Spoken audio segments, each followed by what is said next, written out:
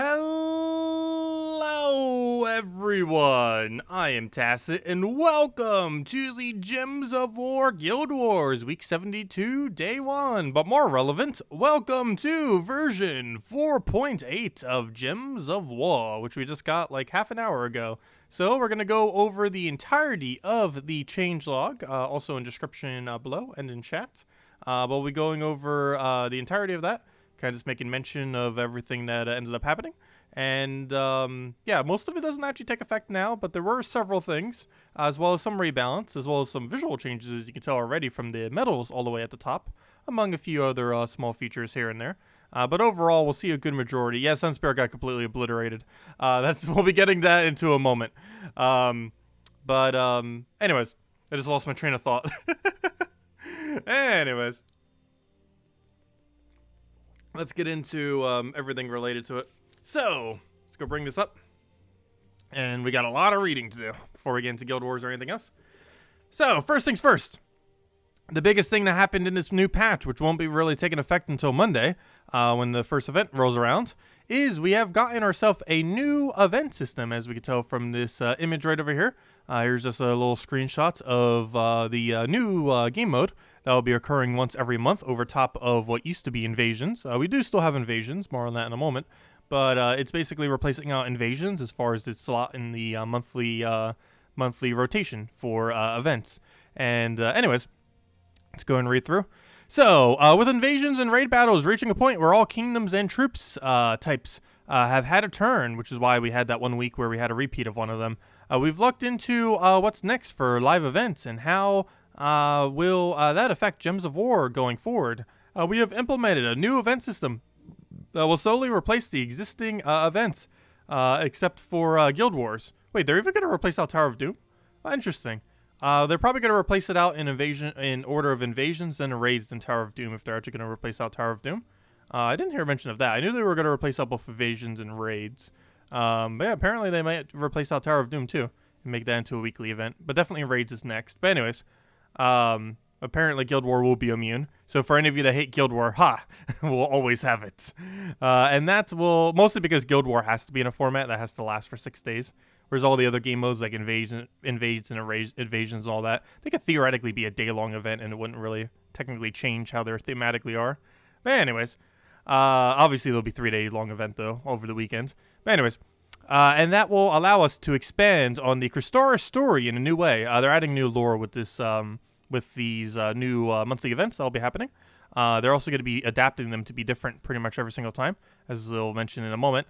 This new system has been designed to allow us more flexibility in how we create and run events. So we can try to keep events feeling more fresh and diverse, which they definitely will be compared to before. So that's a pretty nice feature that will end up happening with this new event system. New events in some ways have a similar structure to invasions, raid bosses, and Tower of Dooms, but they also have some unique attributes listed below. Scoring. New events will have new ways of scoring. They may score off of the items dropped by your enemies, specific troops or troop types killed, colored gems match, or even 4s or 5 extra turns off the board. Every event will be different. They will clearly explain the scoring method. Story. All events now have a small lore story viewable on the overview screen, which is something they used to do every single week on the forum, except it was something that eventually kind of stopped after Surian did that like little Gems of War book thingy thing, and then never came back. But now they're finally coming back through this new game mode, actually in-game, whereas all prior times it's been external to the game. But now it's actually going to be a way in the game itself to be able to add more lore directly. They have a lot of lore for this game, much of which isn't even in the game itself, and they want to start adding more of that. So they will be slowly over time with these event things. So that's that. Anyways, battles. Battles will now happen on a world map view inside of the event screen, which was that one screenshot we just saw. You don't have to actually go to the main world map. Different types and difficulties of battles in the event will be shown, which is why some of those look like mythic. For example, this is a mythic battle, that's a legendary battle, and that is an epic battle, as you can tell by the coloration, as everything is colored in this game. As you can tell by the different icons, this allows a lot of flexibility with battles able to appear multiple times, or with certain weightings as you play. And then team restrictions, these new battles will continue to have restrictions on what troops may be used. But we have expanded this so that troop roles can now be included, in which case they'll have a double roll for it, and that we can have more than one restriction of each type in place. Example, having an orc and goblin restriction allows for both orcs and goblin troops to be used. So for example, whenever there's a roll restriction, they'll have 2 rolls rather than just one, as one roll would be very, very weird to use since they're all the exact same roll. But yeah, they will be double restrictions. So it could be even a roll restriction and then a color restriction, or some kind of similar combination like that. Weapon restrictions. They are also included in the team restrictions, unlike some game modes. So for example, you will not be able to use Mang or whatever overpowered weapon you have in every single one of these game modes. Whatever the restrictions are of the event, it will be restricted across the entirety of the event, including weapons, which is not the case for any of the other game modes currently that are guild-based, except for maybe Guild Wars. Guild Wars theoretically is restricted to color. However, you're allowed to use a non-color. However, you get penalized on points, though it theoretically does let you. In this new game mode, it will be the first guild-related game mode where the restriction actually applies to your weapon as well. So do be mindful of that.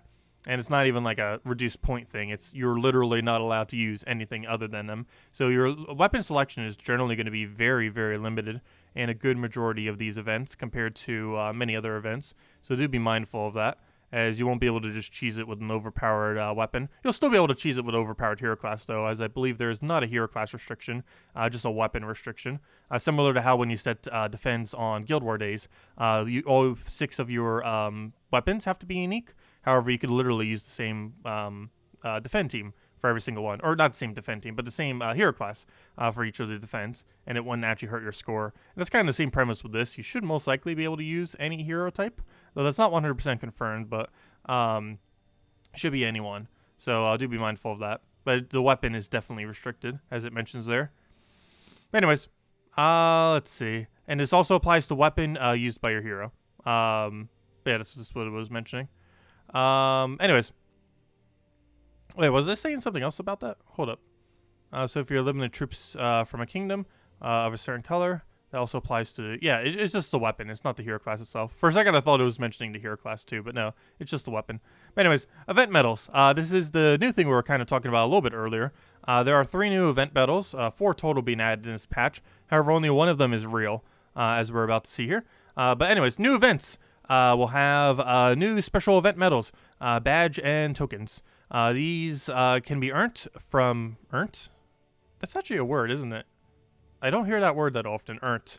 But yeah, that's definitely a word. Earned from some reward stages. It's a weird context for that word. But anyways, and will also be available in the event shop. These medals will be good for the event they are given in. And at the end of that event, they will be converted into medals, badges, and tokens of season. So basically, all 3 of these medals don't exactly exist. They only exist for the week of the event, and then they get converted to seasons. So they're only apply specifically to the event, and then after that week, they're just going to be converted to seasons, essentially.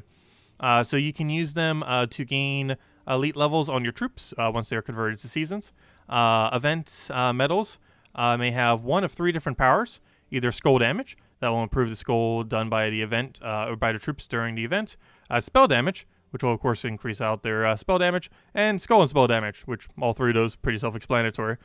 Skull to skull, spell to spell, and skull and spell does both, as obviously at a slightly lower degree compared to both of them individually.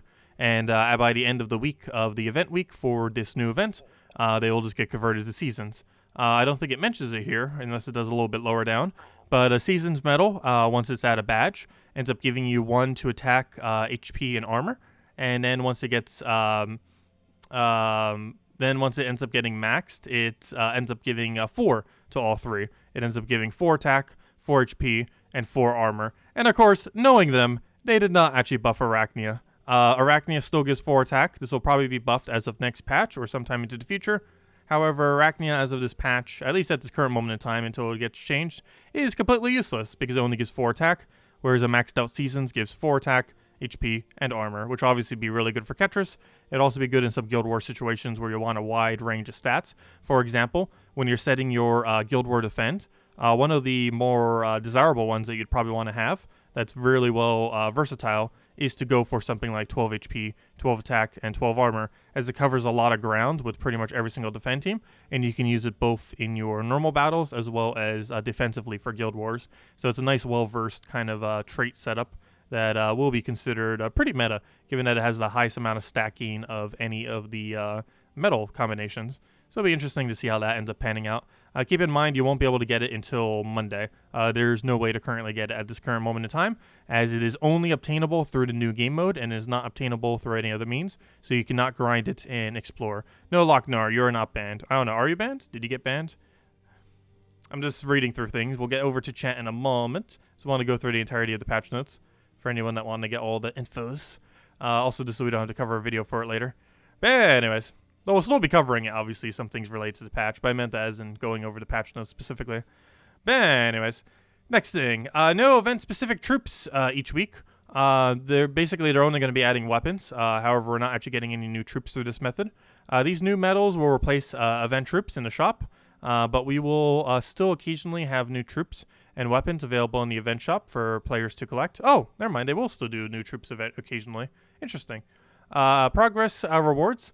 Players will continue to earn rewards based on their progress in the event, though now the progress may either be tied to their guild, similar to the raid boss or invasions, or on their own progress, similar to Bounty Hunter. Keep in mind, this is a little bit weird, as it is possible to get a guild-related event through this game mode that is actually specifically only to you and not across your entire guild. It'll be the first kind that's kind of like that, where it's technically a week-long event, where it's only specifically for you and doesn't actually apply to guild. These will not be all of them. Obviously, some of them will still be guild-wide. Most of them will probably still be guild-wide. However, some of them will be specifically down to the exact player as far as what rewards they end up getting. So do be mindful of that, so you can't just get carried by your guild on every single one of those events. Some of them we actually have to do to full completion. And how far we'll need to buy up on that, we currently don't know. Yeah, Sunspear got nerfed into the ground. We haven't read that far yet. I did read to it, but I didn't read it yet. We'll be mentioning it in a moment, as well as actually messing around with it probably, because it got buff nerfed. It got burfed. But anyways, next thing, access events from the guild pop-up. You can continue to access these new events from the guild pop-up as you did before with invasions. The guild pop-up has had some minor changes, though, to show the next set of upcoming events in the order they will appear, top to bottom. Guild events, or Guild Wars, isn't going anywheres, though. Never fear. Ha! People want it, God knows, kidding. So that will always appear in the pop-up, ready for Guild Wars to register for the weeks. Leaderboards, these will continue to behave in the same way as before, with identical rewards to previous leaderboards, which is what they do for all the leaderboards anyways these days. Different events may choose to rank solo or guild performance, as we've already read in here, though. So it's worth keeping an eye on the leaderboard in these events to see if you need to mobilize your guildmates. Other than that, new events will replace invasions, as we mentioned, for weekly events from the 4.8 release onwards, including next week. March 20th, the day that Animal Crossing comes out, will be the first day that we will have our weekend invasion event, which is something that didn't exist prior to this patch. Let's see. But don't worry, invasions aren't going away. More on that below, even though we've already mentioned it a billion times. So, next thing. Metal's got some revamp. We have made improvements to the metal system, like killing their visuals. No, just kidding. Existing tokens, badges, and medals have had a graphical update nerf. This is so they match our new event medals and the new medals of seasons. The Medal of Cedric has been renamed to Medal of Orpheus, which is a great change. Why it wasn't like that in the first place is questionable. We made this change as we felt this name better suited the medal's bonus. The medal menu has had a graphical update to improve player navigation. Come on, get to the actual relevant thing. Players will be able to enter the new menu and look at all their tokens at once, making it easier for players to see their current token progress in between playing explorers. Badge, and that's nice because actually before you had to check on a true troop.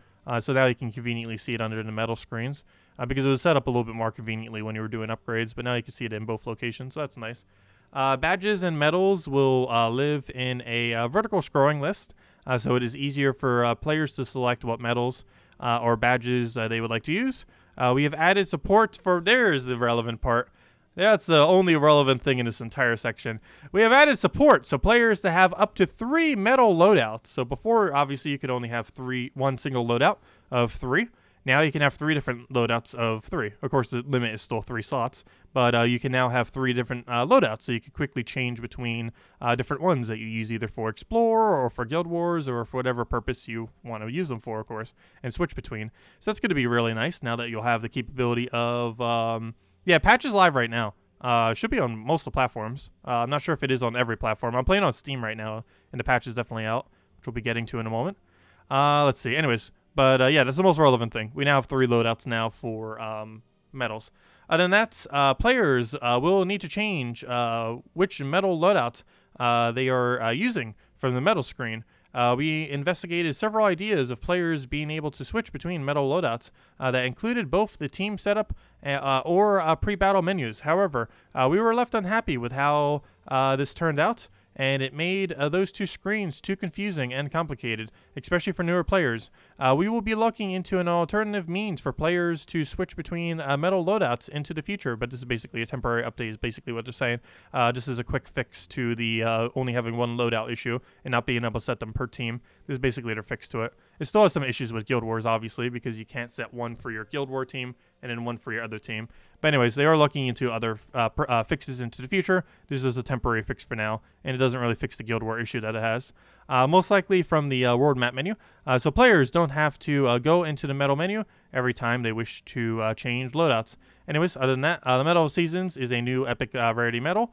Same rarity as the other medals, and as I mentioned, it gives 1 to all stats, 1 to attack, HP, and armor at badge stage, and then at medal stage it gives 4 to attack, HP, and armor, which gives it 12 total stats, and the same as Arachnia currently with additional stats, so Arachnia is useless.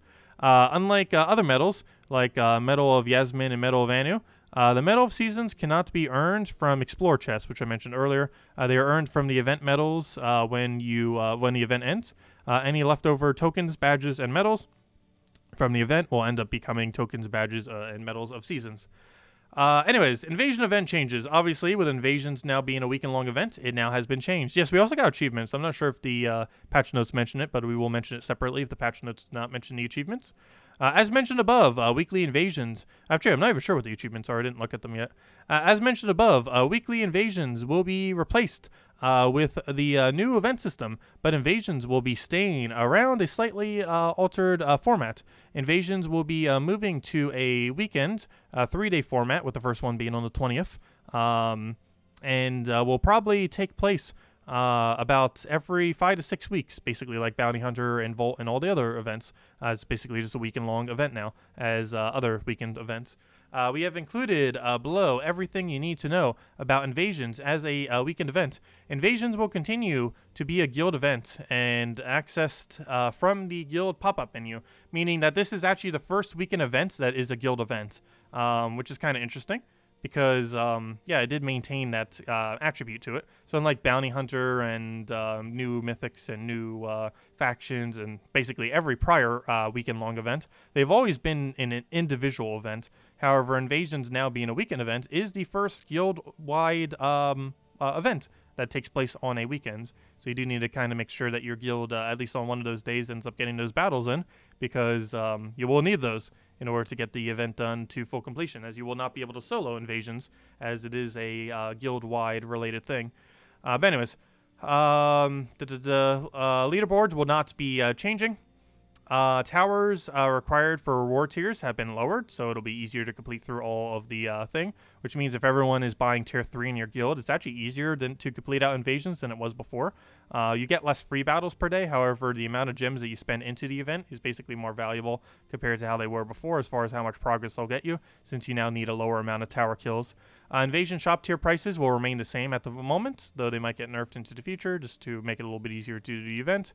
and invasions will reward the same invasion troops as have previously released, but may continue to give new weapons or social collectibles like those emojis and stuff like that, and those portraits. What about the other guild events? Here is the plan. Both Tower of Doom and Raid events will continue to run for now, as several kingdoms have not yet had their Raid Boss troop released, and we still have some... Raid Boss troopers are released, and we still have some useless Doom weapons set to go. For the time being, only invasion events will be replaced by the new events. Both Raid events and Tower of Dooms will likely move to weekend events in a future update, and the new event system will be expanded to be more flexible and probably taken over almost every single week at that point. Guild Wars will not be affected by this, as it will always remain a week-long thing, and because it kind of has to, since it runs 6 days, there's no way to really condense that any more than 6 days. So they have the one preliminary day and then the other 6 days, so technically 7 days, a week-long event.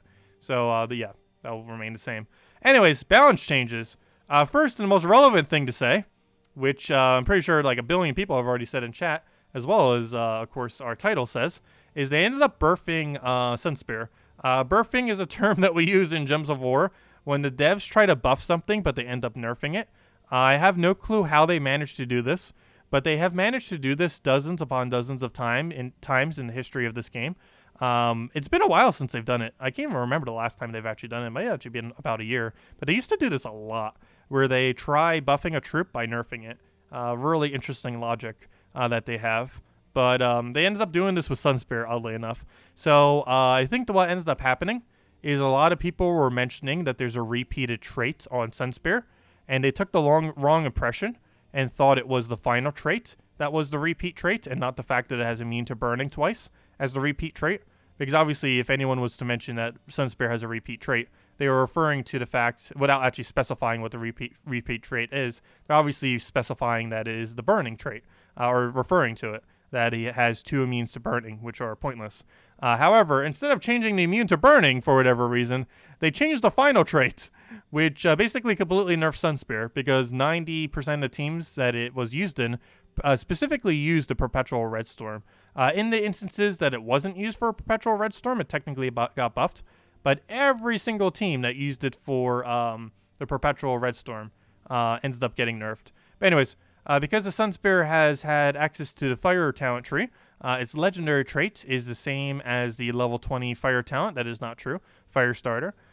We've given it the new legendary traits that keeps to what we intended. Legendary traits changed to gain 2 bonus red mana when matching red gems. So yes, now it is very, very bad. It just gains a bunch of red mana when accumulating a bunch of red. This isn't necessarily a bad perk, but compared to its previous perk, it is bad and won't be used for as much. Might be some instances where it might be able to get a quicker rush, but a lot of the team compositions it was previously used for, it will no longer be able to be used for, so really weird change there. This is similar to the Corzier's High Seas legendary trait. That's basically what they're saying with that. But anyways, yeah, overall, very big nerf to Sunspear. Luckily, I didn't use Sunspear much, so that shouldn't matter too much. However, that does affect Phoenicia. I'm not sure if they did that because they saw Phoenicia usage increase.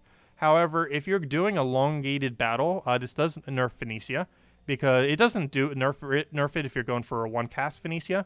However, if you're going for a 2-cast Phoenicia, she generally requires having a red storm for longer than 4 turns. And this will actually nerf that team, because no longer can she get a double damage going forward past 4 turns. So that's going to be quite unfortunate. Anyways, some other changes. Queen Moonclaw. We have fixed the issue with Queen Moonclaw's spell was boost ratioing off of non-green troops. Infernus finally got his change again. We have changed Infernus to spell to retarget his second splash damage if the target was killed during the first splash damage. This was an issue with quite a few troops. I'm not sure why it specifically only mentions Infernus, but anything that has like an adjacent damage will end up having a possible chance in the past to end up accidentally hitting the troop that died to the adjacent damage. That should no longer happen anymore. I know Keylime's going to have a meltdown. His favorite hero class has got nerfed really, really hard with them trying to buff it. Always funny. But yeah, I did end up getting nerfed really hard. Nightshade. We wanted to bring Nightshade spell cost in with Dandelion, who has a similar style spell. What does Nightshade do again? I actually completely forget. It has 12 to 10 reduction. What is Nightshade again? Why do I forget what you are? Nightshade. Summon a Dark Storm and either disease or freeze or stun all enemies. Okay, that's useless. But there's nothing really too relevant about that, except for the fact that might make Crypt a little bit more annoying when going through Crypt faction, Pure faction that is, because you're going to have to deal with that during Pure faction. But yeah, nothing really too relevant there. To keep with the trolls following a similar design, Crazy Troll's troop type will be updated to match the other trolls. Troop type is now an elemental giant. Wait, he wasn't elemental giant before? I guess he was just giant. Yeah, I didn't even realize he wasn't elemental giant. Well, now he is. And a bunch of ultra rare weapons got a small buff. As we did balance pass over the common and rare weapons in the 4.5 update, we have given a balance pass to the ultra rare weapons. So Dagger of the Void got a damage increase. Falcon of the Kings got a damage and mana cost reduction. Glaive Storms got damage and mana cost reduction. Kosif of Misery got a damage increase. Blade of Justice damage. Cross of Exile got damage and mana cost reduction. Javelin of War damage. Bow of Betrayal damage. Halberd of Might damage. Malice, Mace of Malice got damage and mana. Axe of Chaos got damage and mana. Scythe of Corruption got damage and mana. Actually, that might be relevant. 13 mana cost on that? That's actually a decent buff to it. Though I believe there's still better scythes out there. Lance of Divinity got a damage. Staff of Magnus got a damage. Staff of Magnus. Which one was that again? Wasn't this a relevant one? I don't think any of these were really that relevant that got changed. Am I spelling it wrong? Oh no, Magnus wasn't relevant. I was thinking of a different weapon. Never mind. And Celestial Staff, which is one of the old event weapons, got damage. And other than that, some general fixes is we've added confirmed pop-up into the Soulforge to warn players if they are about to craft a mythic or legendary that they already own. Or sorry, at the mythic rarity. So if you have already own one mythic, or if you own all the legends up to a mythic, it'll warn you that you already have the troop maxed, essentially, to basically warn you not to craft it. However, there are still instances that you would do it, like for Double Ferrous Raw and stuff like that, and other few instances here and there. But for the most part, that's a pretty good warning, just to make sure that people don't accidentally get something that they already have. I'm pretty sure not too many people are doing that, but a nice little warning screen nonetheless. They have also fixed an issue where guild roster amounts, if nothing else, that'll help us since we have everything maxed, so we won't accidentally ever craft something in Soulforge when we're going to one of those menus, which I haven't done yet, but I'm pretty sure I could misclick it eventually. But anyways, we have fixed an issue where guild roster amounts were not updating immediately. We have fixed several other minor bugs for whatever reason they don't mention. And known issues, Val Ravens may replace battle bosses in the new world events. Really? They didn't fix that? I'm pretty sure that was mentioned during the beta. I guess they didn't push it out in time. But anyways, so yeah. And then there's a bunch of people complaining that Sunspear got nerfed. I'm pretty sure like 80% of the comments down here, if you want to go read through them. But anyways, if you want to go read through any of that, it's in the description, as well as we posted a little bit earlier. Anyways, let me go through chat now. So hello, everyone. Also, we should go hand out a code. We just hit 100 viewers. Hello, everyone. So let me go and read through chats. Then we'll go and do Guild Wars. Then we'll mess around with a few things that happened this patch, like Sunspear getting obliterated. Hello, Bill Warhammer. Hello, Army. Hello, Army X-Tube. Yes, Sunspear got obliterated. Unfortunately, rip Sunspear. Hashtag rip Sunspear. That's funny. Nice. Hello, Foro. Hello, Zex. Hello, Lochnar. Hello, let's see. Hello, Birdleaf. Hello, Kalthos. Hello, Dinosuit Girl. Yep, another rip Sunspear. All of the rip Sunspears. We need to go spam F in chat for rip to Sunspear. Let's see. Hello, Steve. Hello, Drock Savage. Hello, Zex. Hello, Jellybean. Hello. Trying to get any questions. Also, if I missed any questions, feel free to leave in chat as well. Hello, my referred. I'm trying to read through everything. Yeah, technically it's acceptable, that word. It's just not formal. Earned. I guess it's technically not a word. It's just not like proper English. I've definitely seen earned be used before. It's just not really like a proper word, which is probably why it threw me off. Let's see. Hello, Matt. Yeah, Sunspear was ruined. Hashtag Berf. Yes, as Sunspear got burfed. He got burfed very hard. Let's see. What did they do to Sunspear? They end up changing his final trait to be gain 2 mana whenever he gains red mana, or whenever you take red mana, rather than Perpetual Red Storm. So pretty big change to him. Let's see. Hello, Andrew. What is the quickest way to stock up on glory? Wait until a gnome event happens and then spam gnome event like crazy. We just had a gnome event, so it's going to be like 5 more weeks until we get another one. I'm not sure the exact date, but it's probably like mid-April when we get the next one. Other than that, just spamming a bunch of PvP. However, the rate at which you get it during a gnome event is about 2 to 3 times higher than any other rate in the game, and is generally worth just waiting until a gnome event. The best rate that you can get when it's not a gnome event is whenever there's a +5 glory troop for the week. However, this week's troop is 2 times trait stone, so you do not get that this week. But those are the best 2 times. Whenever there's a +5 glory troop for the week, or the absolute best time is when it's a gnome event, getting it off of glory gnomes. I would honestly just wait until a gnome event, grind for several hours during a gnome event, and you'll get so much more value during that time, since every single hour you put into it's basically like 3 hours of glory farming, since normal glory farming only reaches about 1,000 glory per hour, whereas during a gnome event you can get upwards of 3,000 glory per hour. Hello, Trade. When is the patch going live? It should be live on most platforms, if it's not already. I know it is on PC. Can't really vouch for all the other platforms, but it probably will be very soon, if it isn't already. Let's see. Yeah,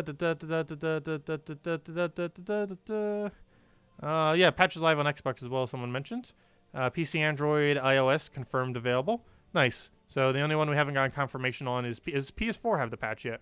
And also, I don't think Switch got it. How do you update? When you open, it's still 4.75. What platform are you on?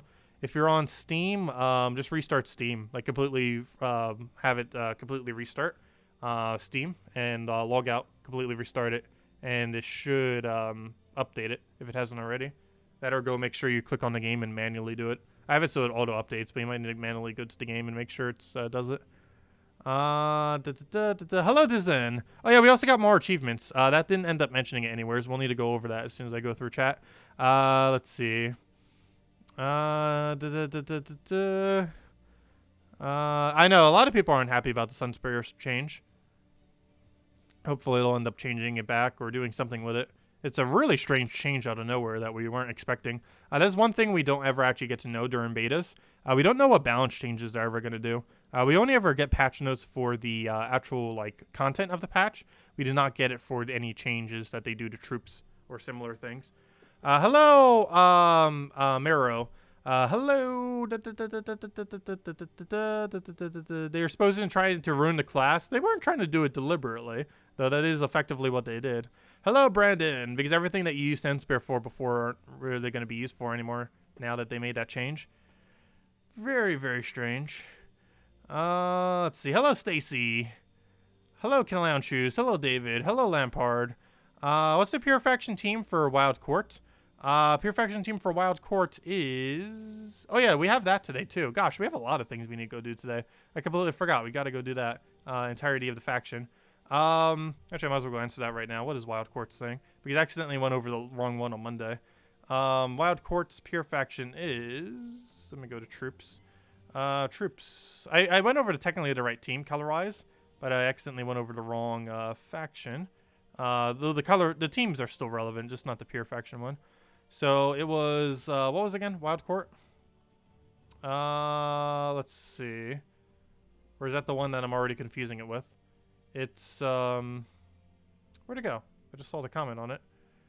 It just got buried. Wait, where did it go? Fail, where is the question I just read? YouTube, why are you auto-scrolling my chat? Let's see. I'll need to go double check because it's not even mentioned there. Let's see. Let me go through the rest of the chat. I know Key Lime's gonna have a meltdown. It's gonna be funny. His favorite class has got nerfed. I'd love to see his reaction on that. Oh yeah, Wild Court. Let's see. Wild Court. Wild Court's pure faction is this in first slot because you need it for a tank. Likely running 2 of him because he gains life and attack. Anything that gains life and attack or durability plus attack tends to be pretty good. So this is actually pretty easy pure faction for that reason if you run with potions. It's double Wild Knight into, I believe, mana accumulation. Yes, it was double Wild Knight into Puka into the Wendigo is what you would end up running for it. So double Wild Knight, 2 of him, 1 of Puka, and then the Wendigo. You do not use the red cap. And you use this as the main part of your team, the Wild Knight. He basically carries you through the entire delve. So yeah, 2 Wild Knights. It would be this team. Let me replace it over the pure faction thing. Where'd I have it? Let's see. Where'd I put it? Did I already overwrite it? That's funny if I did. Apparently. Yeah, apparently I already overrid it. Fail. But yeah, it's double Wild Knight into Puka into Wendigo is what the team would end up being for that. Anyways, let me get through the rest of this chat, and then we'll hand out code, and then we'll mess with a billion other things. Let's see. The PS4 is updated, so yeah, it seems like every platform is updated, except for possibly Switch. The Switch is like its weird own thing. Hello, Haley. Welcome. Let's see. Okay. And that's everything. We're caught up with chat. Okay, anyways, next order of business. Let's go hand out redeem code. Because we end up hitting 100 viewers. As I say that, we actually dip under 100 viewers. But hey, that'll make it even easier to go claim it. Okay, let's go grab this real quick. Still have a lot of things we must go over. Let's see. Next thing's next is probably going to be Guild Wars, though. Then we'll mess around with patch stuff again. And then we'll go and mess around with doing the faction event today. But anyways, let me go get this code to you guys. And we might have another code later to stream. It is a patch stream, so we'll probably have another code a little bit later. This will not be the only code of the stream. But there you guys go. There's a redeem code you use on gemsofwar.com with the game code section. Your invite code can be found underneath your settings menu. Whatever your game is in the bottom left corner right over there is what you'll end up putting in. Redeem code is right over there in chat. Just copy paste the random numbers and letters, starting with the W6Q and all that. And they give the same reward as always: 2 treasure maps, 1 gem key, 200 souls, and 2,500 gold. Also, one fun thing that actually happened right before this stream, which I didn't get time to mention because we were just going over all that, is I got my first, or I should say my guild, got the first mythic since legendary tasks. Or not legendary tasks, but since the new task system. So obviously with the epic task system that was added to the game not too long ago, a couple patches ago, it is now harder to get a lot of legendary tasks. However, of course, you still can get legendary tasks. But this is our first mythic since the change of getting a lot less legendary tasks. That's pretty cool. And it's Mother of Darkness, which is a pretty recent one that some people in my guild might have skipped over. So that's pretty nice. And now we have 2 Mother of Darknesses. So if we ever want to go double bleed, we can, which is actually an interesting mechanic. She is viable with 2. I'm not sure you would really go out of your way to do so, but her bleed does stack. So if we have 2 of them, it will stack. Even though I haven't tested that, there's a 100% chance it does. But yeah, we might need to mess with that a little bit later to stream as well. That or tomorrow, because we have a billion other things we need to go do to stream. But yeah, its bleed does stack, so it inflicts bleed to all enemies when matching 4 or 5 gems. So that means if you do 2 extra turns with 2 of them on your team, you will max bleed the enemy. I don't think you would really need to do that. However, she can if you wanted to. So that's a thing. But anyways, let's get into Guild War already. So currently I am using a metal setup that I don't want to use. So let's go set up a real setup. 20% magic, and let's have a third. In case we go do dailies, let's go all in armor. And boom, now we have 3 loadouts. Let's go. Oh, that's weird. You can't click on these. I thought you could. I wish you could. But anyways, we'll have to use the arrow keys. Luckily, it loops all the way back, so we can go to any slot from any slot. So if we want to go to the last slot, we'd click left. If we want to go to the first one, we click right. want to go to middle, right, and from any slot you can get to any slot. So okay. Anyways, you just can't click on the little circles for whatever reason. But we'll roll with this unless we need to change it for whatever team we're going to be using, and we'll go from here. So that's that. Next order of business. Let's go and head over to Guild Wars finally. Oh yeah, and we're already going to need to change our metal setup. Fail. That didn't take long. Metal setup change because I believe I'm using a Wild Queen team like we were messing around with yesterday. We're using, oh no, it's bad against freeze. No! Okay, new change of plan. We're gonna run, this setup. We're gonna go and run, Orpheus. That's not what I want. I want an Orpheus and an Orpheus, and there we go. So, 3 medals of Orpheus. Such a diverse, setting right here. But, we're gonna go all in cleanse, so we can go and get rid of these, freezes from us, or not have to deal with it as often as we would normally. So let's go get this done. Also, how are we doing in Guild Wars right now? We are doing bad. We're actually losing. That's not a good sign. And we're actually we're about mid-range, because once we get the battles in, we'll be past all these people. But yeah, we're definitely doing worse than them. However, they are currently first place in our bracket, so that might be why we're doing so bad right now. Because they might be the people that actually end out doing the absolute best this week. I guess that's not too bad that we're doing bad against them, I guess. We got the hardest battle first, might be the case. But anyways, let's go run this. We're running with Titan with Doomed Glaive, Apothecary, Wild Queen, and Possessed King. And, Wild Queen. Did I say Wild King? Wild Queen and Possessed King. But anyways, should be able to run with this. I don't think we need to change anything on Titan. We do currently have it, so it's set to, nothing, actually. Oh, hold up. Let me go get those. Why are these untraded? I guess when I copied a team earlier? That's super strange. But let me go, and this is why I hate copying some teams. Is because when we do, some people don't actually have all the traits, and it undoes our traits whenever I do that. If they assume they didn't end up putting the numbers there. Because some people will not put numbers in for things they don't already have. So if they only have it at level 70, they might not put in the final number. Because it defaults to 0 if you don't have it, but you can still put in a 1, 2, or 3 and switch it out manually when you copy and paste it to someone. But anyways, I'll change this to a bunch of immunities. We'll go with Explosion instead of Enrage. We'll go for Barrier Every Brown. We'll go for Brown Storm. Who on earth set it to Vengeance? We'll go to Brown Armor because we don't need the other two. Let's see. We'll gain 2 attack. And we'll gain Stun. That should be everything we need. Okay. So basically a zigzag as we normally go. Nice little zigzag. I don't think we need anything else.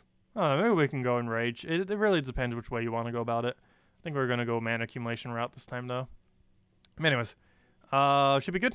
I think we're good to go. Let's go in then with all of our Cedrics.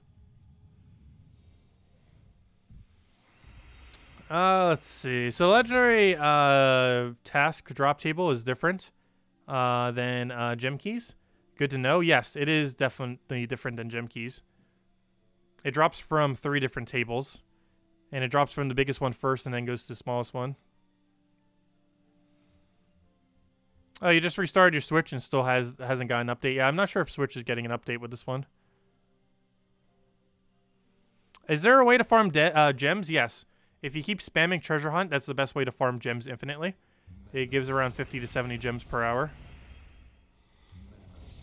70 being if you use all the resources that you get from it on gem-related things. Okay, so we should hopefully not be frozen much throughout the duration of this battle. So we'll go for that. Grab our Apothecary.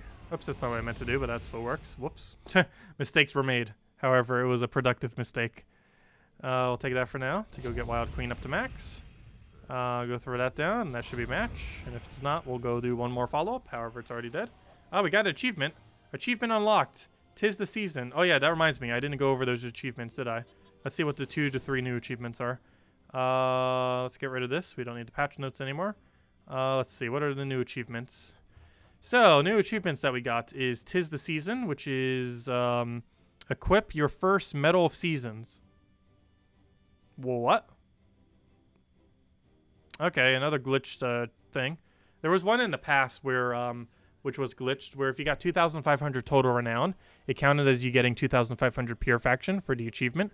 However, it looks like they already made an oopsie already, so that's a fail.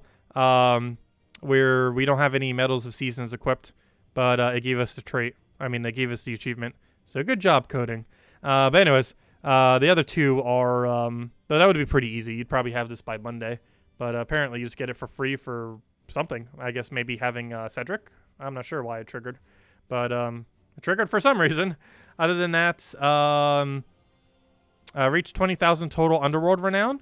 Oh no, I can't actually do that because we need to gain renown for it to trigger. That's a fail. So now, for everyone who already has everything maxed in Underworld, you actually can't get this one to trigger until the next faction gets released, which I believe is 2 weeks from now, because next Friday is, not this week, but next week's Friday. Or sorry, yeah, this week's Friday is new hero class. Oh yeah, so never mind. Next week's Friday might actually be a new faction. I need to go double check. But I actually can't do this until I gain renown, and I can't gain renown until I do a faction, because the only other way I can gain renown is if I did pure faction for Sea of Sorrows, which obviously we will not do. And other than that, 505, destroy more than 505 gems of a single color in a single battle. Oh, we can try doing that real quick. Oh, that'll be a fun little challenge. Yeah, that would actually be pretty easy to do. All we'd have to do is just Egg Thief loop or something. We can go do that right now, actually. It'd be real easy to do. And, of course, the other one that we still don't have is the one from previous patch, which is Gold Elite level into 100 troops, of which we have 38. I believe about 41 if we count all of our medals. However, that will technically be a little bit easier to do now that we have a monthly event that will be able to gain us epic medals, which will help level up things. But yeah, that's pretty easy. All you'd have to do is... actually, we can go do that right now, just because... not doing it right now will annoy me. But let's just go set a quick team for this. What do we overwrite? Also, I still haven't covered that one video. Luckily, nothing actually got nerfed here, because I don't believe I used Sunspear for any of these. Did I use Sunspear for a single one? The answer is yes. Fail. However, it shouldn't really be nerfed, because this team rushes it down so quickly that it wouldn't actually have really changed much by having a Sunspear change. So never mind. Even though that uses Sunspear, it doesn't actually get nerfed. Hey, a Sunspear team that doesn't get nerfed. Go figure. But anyways, let's go overwrite this monk class event. Actually, no, I want to keep that one. Let's go get rid of the high level one, because I'm not going to be using the high level variant. So let's get rid of... oh, sorry, I want to get rid of the high, not the cheap. So this one. Let me get rid of this one. So, let me get rid of this. What am I looking for again? I'm looking for Egg Thief. So we need Egg Thief, Egg Thief, Egg Thief. Actually, we'll go Leprechaun Greed. Leprechaun Greed. It didn't say we had to win the battle, right? It just said we had to do it. So let's go do it then. Where's Greed? Okay. And we'll set our colors to green, red. Doesn't really matter too much which one. We'll go, I guess, double red, since we already have +1 in green, so we have +2 into both. And doesn't matter what hero class we're using. Okay. And I'll just go find a high-level Explorer. Wild Plains, Explorer. Let's do this on difficulty 12. Sure, why not? And let's go Loop. Actually, maybe I should do it a little bit lower level. Let's do it on... oh, I can't change it. Fail. Okay, well, fine. We'll do it at 12. We should be able to get it on 12. What am I looking for? I'm looking for... this one. Okay, let's go clear it out real quick. Should be able to get it pretty easily. So, Explore 12 might have not been the best idea to do it on. I think she'll die pretty quick to it. Oops, I should have cast a Greed first. Mistakes already made. But we'll take that down, and now we spam Egg Thief until we get the achievement. That's all we gotta do. So did it say we have to take it or just destroy it? Let's see. Yeah, it says destroy. So that'll be really easy then. Yeah, I should have done this at a lower difficulty. We do a lot of damage here.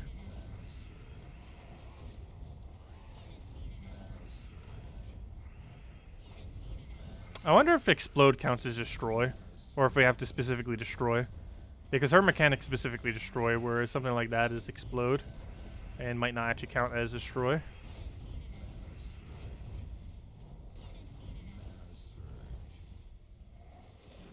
Come on, do your thing.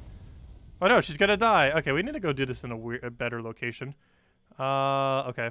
Let's go do this on, like, Explore 5 or something. Somewhere where we probably won't kill. The biggest issue with this might more so be the fact that we might accidentally win. Which is why I did a higher difficulty initially.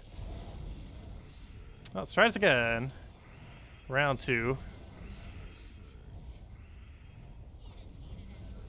I know, we need a gem counter here. Well, we'll know when we got it. Actually, this might actually be a little bit annoying to do.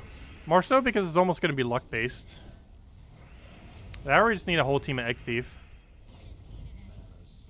Might just be better to have a full team of Egg Thief.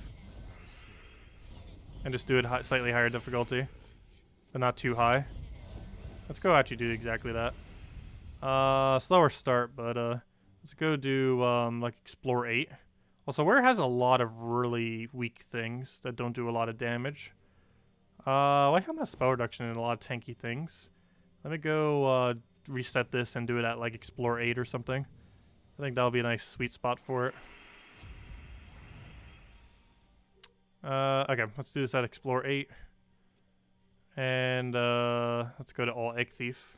A very diverse team of all Egg Thief. There we go. Okay. Also, we could probably go for a Perpetual Storm. That would actually be pretty beneficial. What storm color would be useful? Well, we can't go Perpetual Red Storm anymore. Haha. And never mind, we can't even do a Perpetual Storm. Because Red Storm doesn't exist anymore. Because Sunspear got nerfed. Go figure.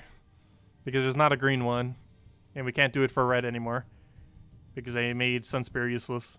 Well, not useless, but they definitely nerfed him. Very hard.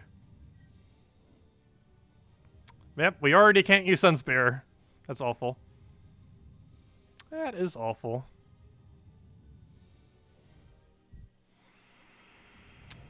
Let's see. Oh, so I went to the DMV today. That was surprisingly not as annoying as it could have potentially been. I mostly did it to go renew my ID, which will now last for another 8 years. Also, I need to go renew my passport soon. It lasts for 10 years, and it expires in another 2 years. So very soon, TM. Yeah, normally DMV visits are annoying, but it went pretty smooth. Mostly because I went there before they even opened, so there wasn't much of a line. There's only like a few people in front of me. And by a few, I mean 2. However, the line was like a few dozen long behind me. I got there early enough that it wasn't much of an issue. Let's see.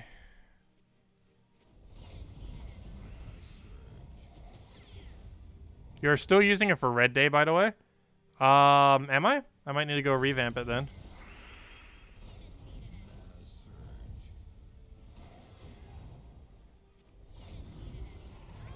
Okay, first one dies, but then we just get infinite eggs.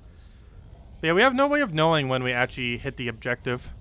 Unless the achievement triggers. Has anyone actually went for this achievement yet? Does it actually trigger the second you've destroyed 505 of a specific color? Because otherwise, we might be here a while. But we shall get the achievement of killing 505 destroys onto a single color gem. There's no way to keep track, though, until it just happens. And if it doesn't trigger from it actually happening, that's going to be really annoying.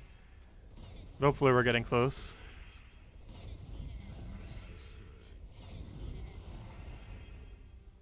Okay, it does trigger the reward on screen. That's good. So we'll know when we hit it. So we don't have to keep going forever. However, we have no clue how many we're doing. However, generally speaking, we should be destroying about 8 per time. So what's 505 divided by 8?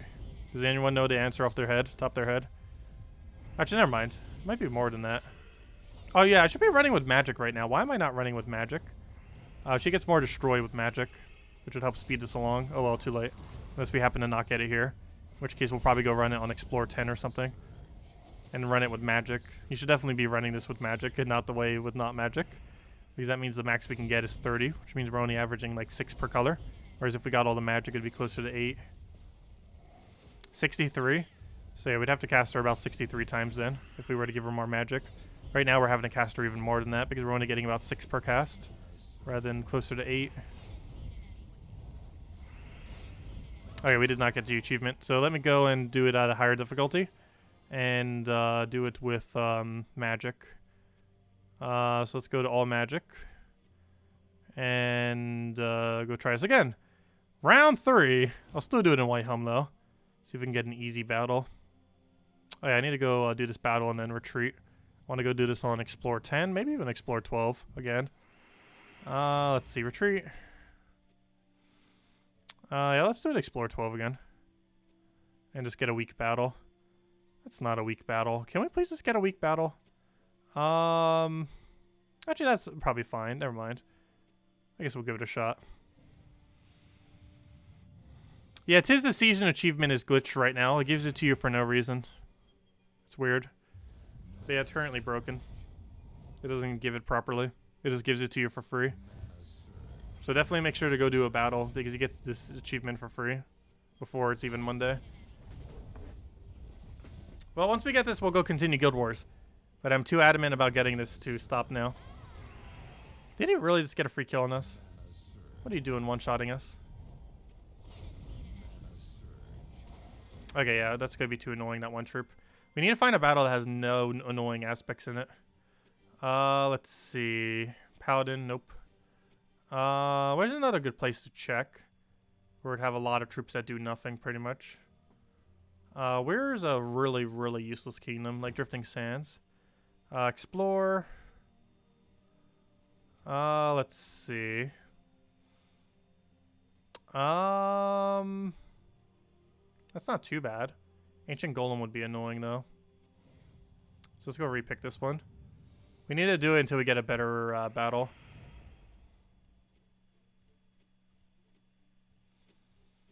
Can you please stop doing Ancient Golem? If we didn't get an Ancient Golem, this battle would be perfect.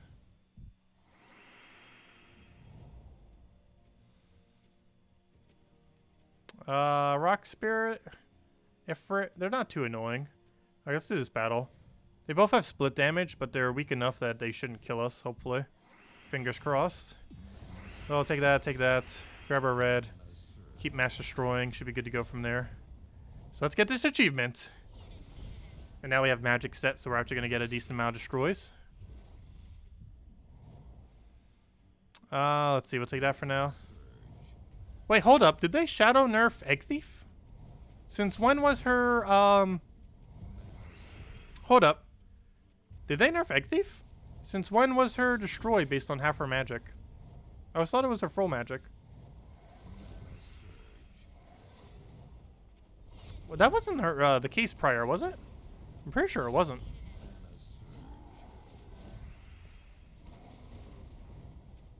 But anyways, let's keep destroying everything.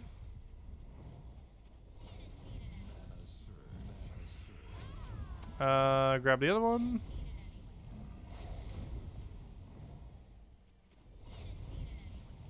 She was like that before. When did that change happen? I don't recall that. Interesting. So it's kind of like the Dragon Soul thing that they did, just to keep its explosions more in line.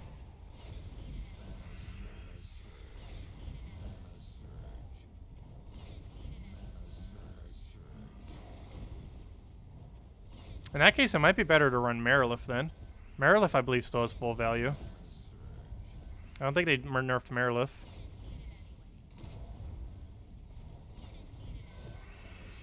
But regardless, we should be able to get this now. We're just going to need to cast this a lot of times. Oh no, that split damage is still being annoying. He's actually going to kill us off a split. Are we really going to have to find a battle that has no damage just to do this? I think we do. He's going to kill us with split. Alright, let's do the Marilith route, I guess. I don't think Marilith got nerfed. In the past at any point. Okay, so we can't do that one. Where else has a lot of really useless troops? Hello, Sword's Edge. Let's see. Yeah,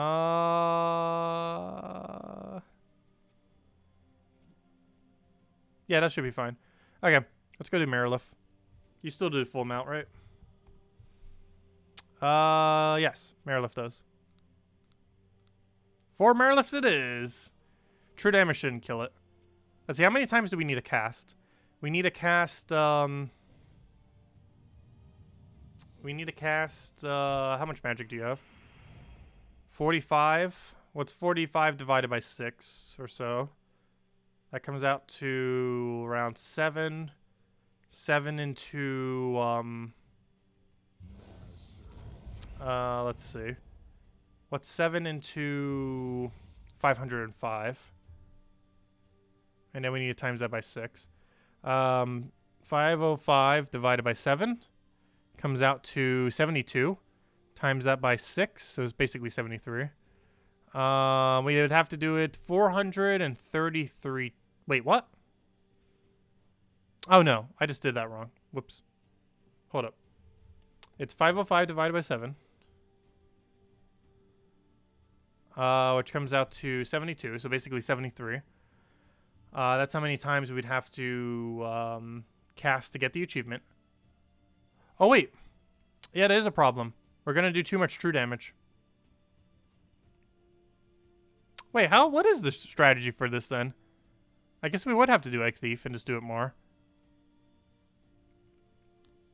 Because if I do Marilith, we're going to kill it before we get enough Gems Destroy.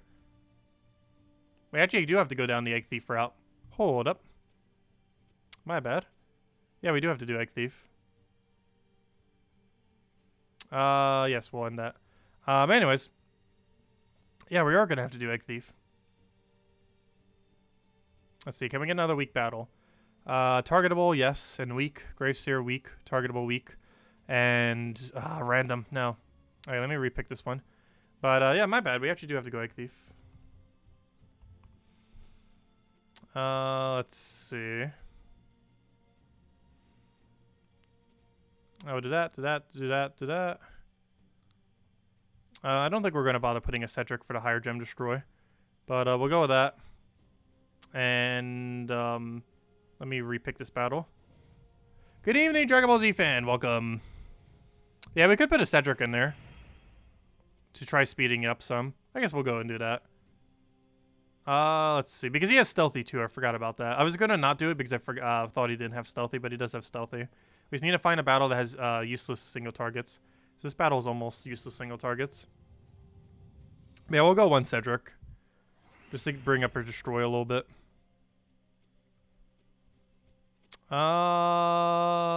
Let's see. Hey, buffed up Nightshade. What do you have as far as effects? You don't have anything annoying, right? No. Well, stun could be annoying, I guess. Okay, let me actually go and repick this one. I don't actually want to deal stun because I want them single targeting my egg. Need them to target my egg. Can we please stop getting one annoying troop in every single battle? How do you get the achievement appear? I end up using a cleansing medal, the Cedric medal, the new or not Cedric, the new well, it's not new, but the ultra rare medal of Orpheus. That one's end up doing it. Come on, can we please stop getting these random things that keep making these battles annoying? Let's see. Nope, Griffin Knight. Seriously, can we stop getting it? Also, let me save Cedric, so I don't forget to set Cedric. This way we have a little bit more gain there for our Destroy amount. Actually, it might even be relevant to do double Cedric. Though actually one Cedric might be enough to already clear out board. What is 200 divided by 3 into that?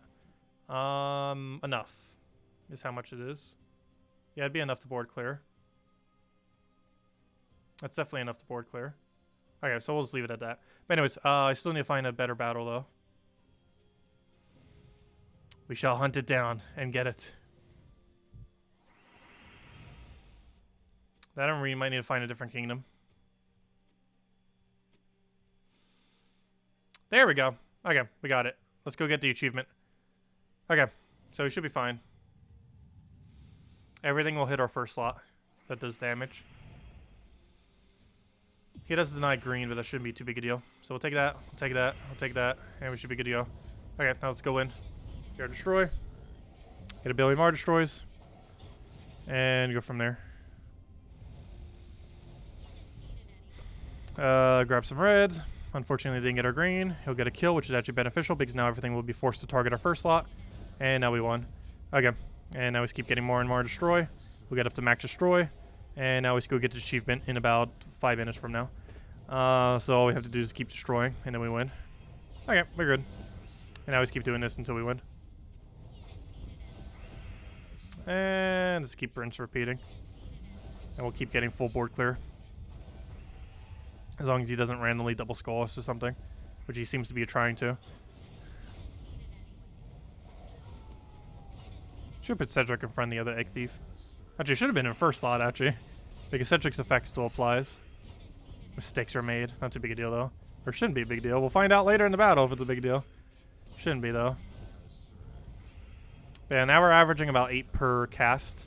And that means we only need to cast, I believe, about 64 times or so, whatever it was. Oh, no, nothing happened to Egg Thief. I was just looking at something incorrectly. I was just thrown off by its boost ratio. But actually, I believe she always had that boost ratio, now that I think about it. I think it was just because I wasn't using gold gain with it. It just seemed a lot lower. Or, you know, something like a Cedric with it. Because I'm so used to using it with Cedric, so it seems nerfed compared to it. Oh, that's not what I meant to cast. Whoops. Fail. Oh, that's funny. That counts as a dragon, so he actually gets full AoE on us. It's only like 8 damage, though, or something. Yeah, 6 damage. We got Baby Dragon, too. We can go get something in first slot if we want. Not like we need it. Okay, about 20 to 30 more of these casts, and we should be in the gold to go get this achievement. What a weird achievement. Destroy 505 gems.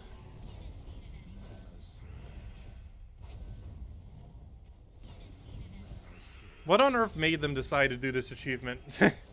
I will never know. We're probably going to get it on purple. I don't think it tells you what color you get it on. We'll know when we got it, apparently. Based on what people said earlier.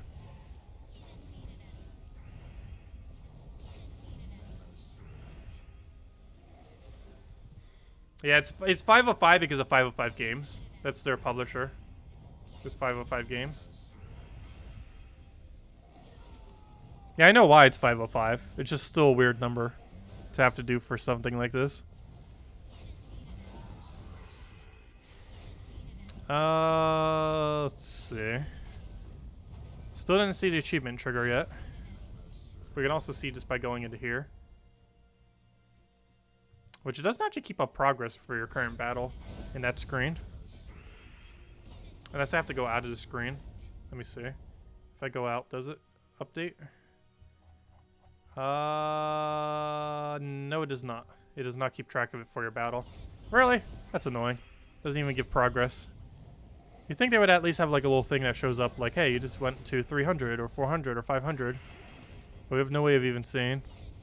And once again, we might accidentally kill them. That's a fail. Hopefully we're like right on top of it. Because we might accidentally win. I wonder if it counts if you fight against yourself. We could just set a really, really defensive team. Like 4 Dwarven Gate or something similar.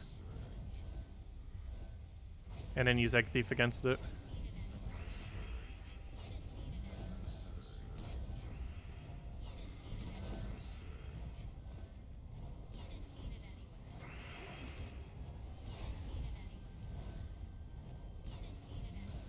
We should be right on top of it, though.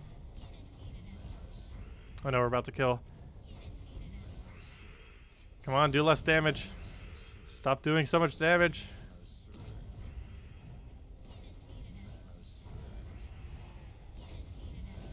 I still didn't see a trigger. Oh no. There we go. We got it. Barely. We either did it exactly on it or it does it at the end of battle. But we got it. Nice. Okay. Objective complete. And that's the last achievement we can do. Oh, it didn't update. Let's see. 97%. So I can't do 25,000 renown even though we already have it. Or 20,000 renown because I need to gain renown. Actually, never mind. I might not need to gain renown. Let me go do a delve battle. Let's see if doing a delve battle counts. Let me go complete out an entire delve. Let's just go through City of Thieves real quick or something. Let's just do 3 battles here and see if this counts. Sure, we'll just use a quick Rowan kill team. Let me do it with armor though. Where's my armor boost? Right over there. Armor boost. Okay, let's just go tear this apart real quick.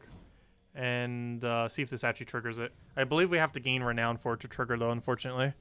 And I currently have no way of gaining renown because I already have max renown other than one faction. So I won't be able to gain it till next faction comes out. Let's see, does that unlock it? No. Let's see if the chest unlocks it. There's no renown on it, but it might check it then for the achievement. Hopefully it will. Also, why did I do this against Bone Dragon? He might get a kill on us. Should have done the other battle. Oh, to that. Get her split. And then destroy it with this other destroy, and he's down. Okay. And then we'll go take this final battle. And hopefully this will trigger it. And if it doesn't, I have to wait until next faction before I can get that achievement.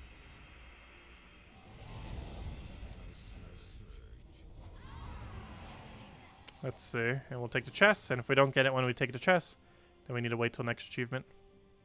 I mean, then we'll need to wait till next faction. Oh, no, we got it. Okay. So if you already have max renown, you can simply just do a delve and it counts. Nice. Good to know. Anyways. Nice. Okay. So now we have every achievement except the really hard one, which barely anyone has. So we're back at, what is that percent now? 98%. We meet again. But yeah, the only thing we don't have is now the one that came out last patch, or the 2 patches ago, which is meddling up 100 troops, which we are about halfway completed on. That will go a little bit quicker now, though, because now once every month we will have an event that gives us epic trait stones, or epic, not trait stones, epic medals, which will help speed up the upgrading process ever so slightly. Yeah, there we go. Nonetheless, but we did every single new achievement from next patch. There we go. Anyways, back to Guild Wars. Back to our normally scheduled program of Guild Wars. Let's see. What medal setup are we running? We're running a skull team, so I need Cedric's. We need all the cleanse we can get. There we go. Oh, why did I say Cedric's? I forgot. It's called Orpheus now. No longer is it Cedric. But anyways, let's go back to Guild Wars. Where were we? Let's go score 9,600 Guild War Day. Not with that team. With this team, Guild War Green. Let's see. Where's my Guild War Green team? Where's my Guild War Green? There we go. Okay. I don't think we need to change anything. Let's get into it then. Yes, and we're just setting on Cedric's. However, I don't actually need Cedric's for this battle, do I? No, I do not. Never mind. Let me go switch out of Cedric then. Let's switch into attack. What do we need attack for this? Yeah,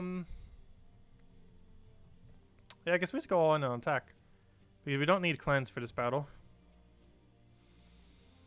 So let's go 12 attack. But anyways, Guild Wars. Let's see how this goes. Battle. And I don't think we need to change anything else, so let's just fight. I know, they're not called Cedric's anymore. They're called Orpheus, which is a much better name for them. Oh, never mind. He still has freeze. I should have checked to see he had Frost Mage. Fail. Luckily, we still have cleanse off of Apothecary. But it's nice to have more cleanse than that. Let's see. We'll take green for now. I'm not going to cast yet, though. Oops, I should take an action turn. Didn't see it. Mike's in the way. We'll grab all those browns. Yeah, we should be good to go. We'll throw Apothecary first to get rid of the freeze. And now we can just start looping on him. We'll get rid of that. Let's see. Do we have alignment on this? No.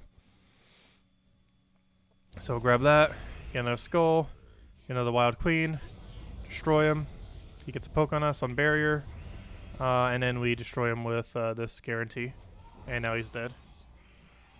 Did they mention anything about increasing attack medals? They will be. They mentioned it during the stream. It obviously did not happen this patch, but there is a good possibility they will be buffing it.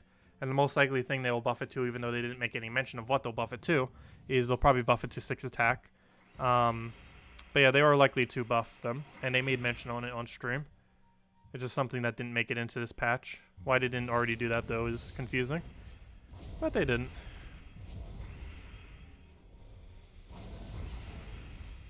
What do we need? We'll get that down. Bit of a fail there, but luckily he has almost 0 attack. Then we'll get a nice Apothecary and then get rolling from there. He gets a bunch of Bless, which shouldn't help him at all. Let's go steal a bunch of attack there. Unfortunately, no extra turn. But we can go Wild Queen. I mean, Doomed Glaive for a decent amount of damage there. We can then go into nothing. So I'm going to have to take a skull here. Oh, never mind. We can grab that.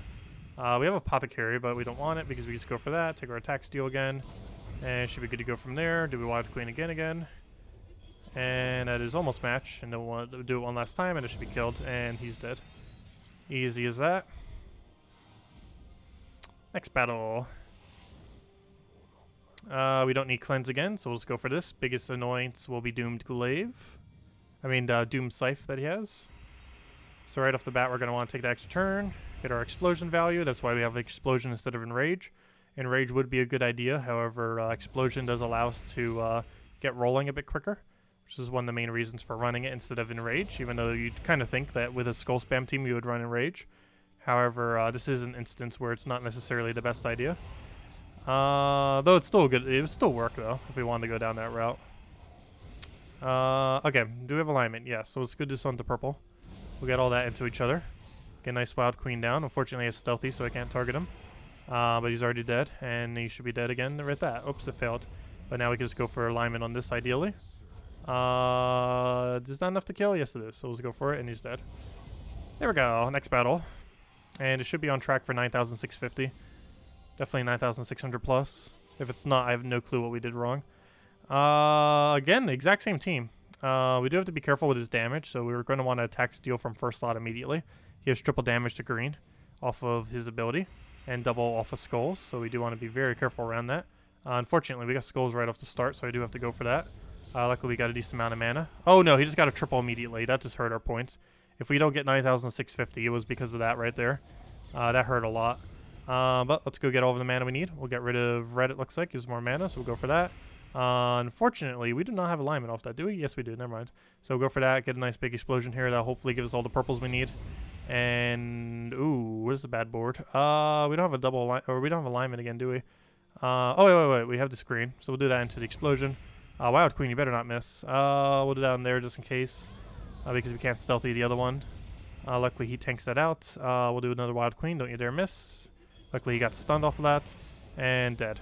Okay, that should be 9,600. Would have been higher, but he did a lot of damage to us on the final battle with that one poke he did. And yep. Oh no, it still did 9,640. Nice.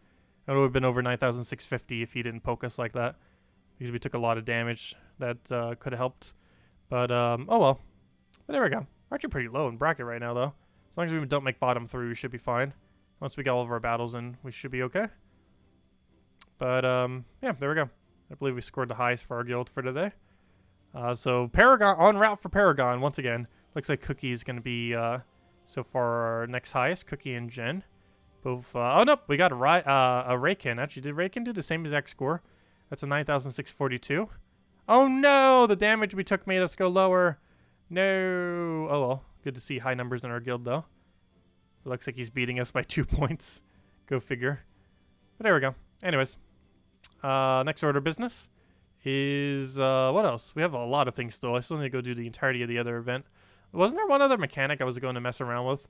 I guess to show how Sunspear is.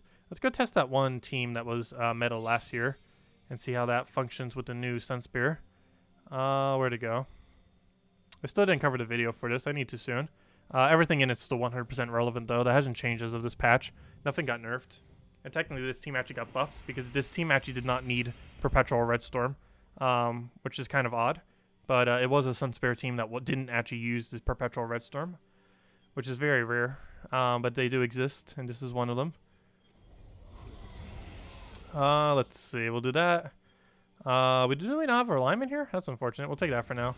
We'll grab into... Oh, we'll just do it. We'll do that. Get our skulls in there. Unfortunately, no extra turn, but I was hoping we'd have another skull poke. I guess we'll take a... we'll take a red for now. We'll grab ourselves a... Yeah, we'll grab blue. Take her out the skull poke. And we'll get our web spinner down. Get our little bit of mana into there. And it looks like we'll just kill it with this. And what's this convert again? It does blue to Doom Skull. Does it have alignment? No, it does not. So that's not going to kill otherwise. And it converts to green, and then we won. with the triple damage. Yeah, it still works. Because Sunspear was mostly just used for its start. It wasn't used for its perpetual red. Any adjustment to Guild War Red? Oh.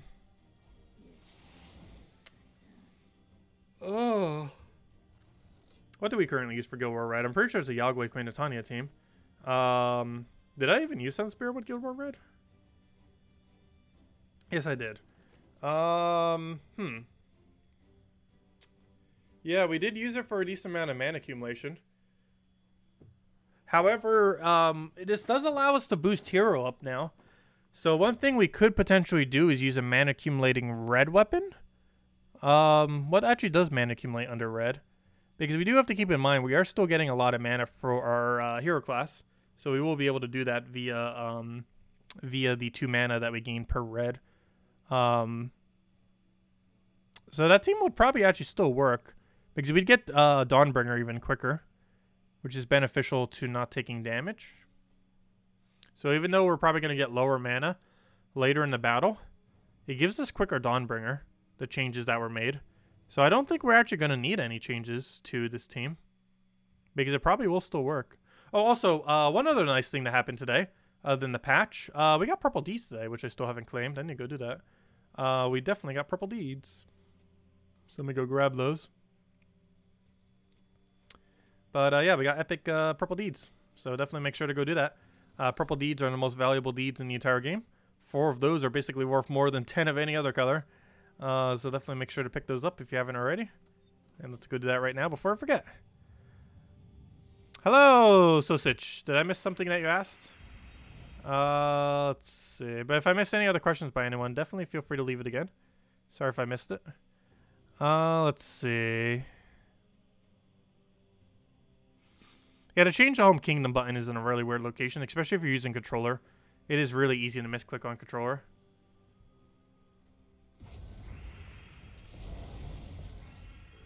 Oh, you just got here. Okay. Yeah, we were getting a lot of chat earlier, so I didn't know if it got buried or not. But if anyone still has any questions about the patch, let me know. After we go clear out this, we'll go clear out dungeons and then probably hand out redeem code. Second redeem code. And then we'll go and mess with Underworld. I mean, the faction event for today. So many things. Stream's probably still going to be a whole another hour long at this point. But of course, patch streams normally go a bit longer. As they normally do. Yeah, they killed Sunspear. They burfed it. They burfed it very hard. They buff nerfed it. They tried buffing it by nerfing it. Did you see the PvP leaderboards after the patch? No, what happened with it? Did they glitch out or something? Let me go check. What happened? I generally do not look at that leaderboard, or really any leaderboard for that matter, but particularly not PvP leaderboard. Let's see. Why? What's up with it? It looks normal to me. Oh! Oh, nice! You're first place on leaderboard right now. Congratulations. That is a very nice milestone. Yeah, you're number 1. I saw that, yeah. Very nice. Well, good luck in maintaining it, because that is very hard to do throughout the entire week.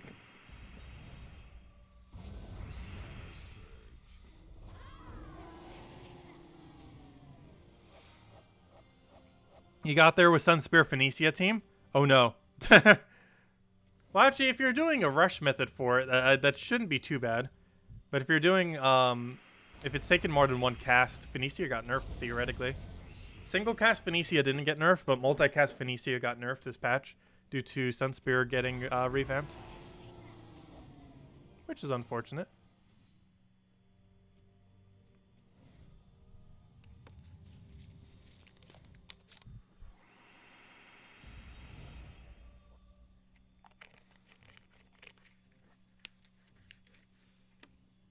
It is still efficient for PvP. However, it's only efficient for casual PvP. Because you can only do it on the 1 trophy easier battle. It can still one-shot it. But yeah, it can't be used for high-level pet battles anymore. and it can't be used in, well, pretty much any battle where Phoenicia needs to cast twice. She can no longer be used due to the nerf that was done to Sunspear. However, any battle where she only needs to be cast once, she can still be used. For example, Explore 5 for the highest trophy rate in the game, she has been untouched because she will still be able to go and kill immediately. But any instance she needs to cast twice, she has been nerfed due to Sunspear changes.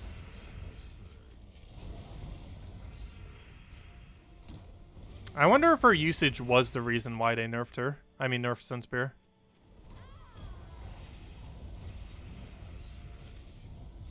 Because her usage has gone up quite a bit as of the last several months, last few months in particular. Pretty much since Metals came out. She was one of the things that kind of became good. However, it seems weird to nerf it that way because there's a lot of things that became good, not just her. But anyways, that's out. Oh, also, we got to kill 150 green today. Gosh, we got a billion things we need to do today. So many things. We're going to be streaming all night, apparently. It sure seems like it. Because we have, maybe we'll hold off on the redeem code a little bit longer since we already handed out one. Because we have to go do the entirety of the Wild Court. Well, not Pure Faction, but, you know, do the normal event for it. We need to still go do dungeons, which we'll probably go do right now while I'm mentioning all these things. And we still need to go do 150 green kill. That's a lot of things. But anyways, what am I looking for? I'm looking for Phoenicia team. Phoenicia can also still be ran for dungeons. I don't even use Sunspear hero class with this. Any Red Storm works. Currently, I do it with Diabolus to level it.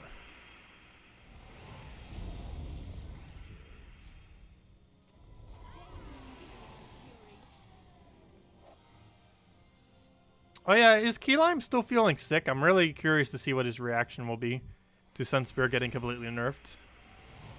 Because Sunspear was his favorite hero class. Personally, I never really actually cared for Sunspear that much. And now I definitely need to not care about it because it got a lot worse.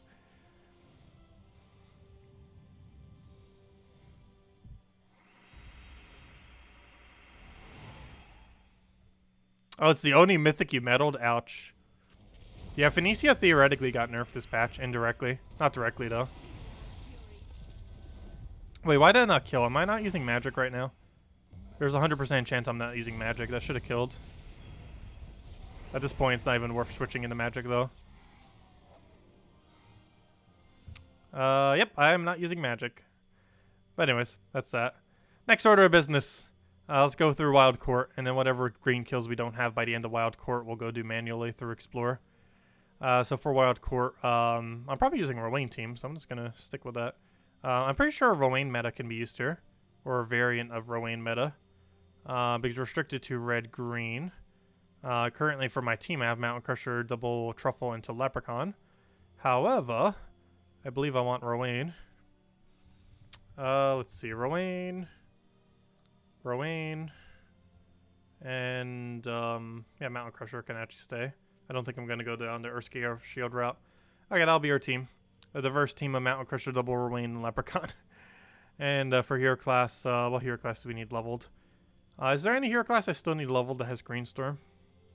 That'd probably be the best thing to use. Let's see. Barbarian definitely doesn't have green. Actually, I should still double check it. Oh, it does.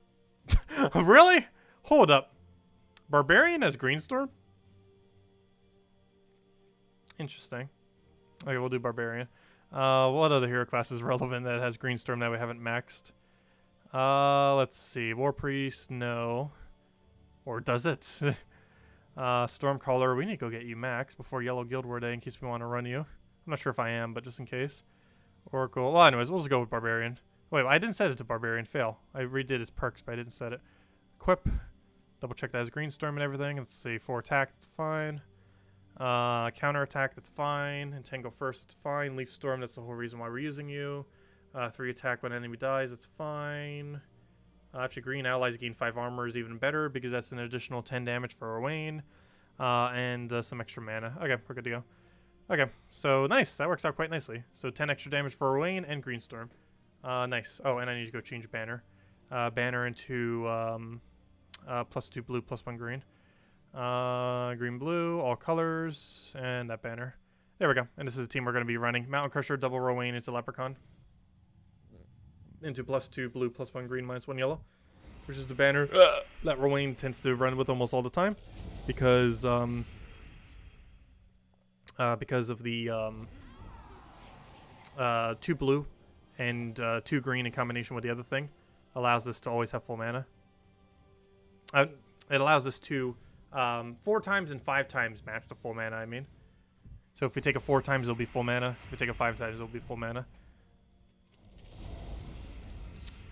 Also, I just realized I'm not using Mirage Queen. Why am I not using Mirage Queen?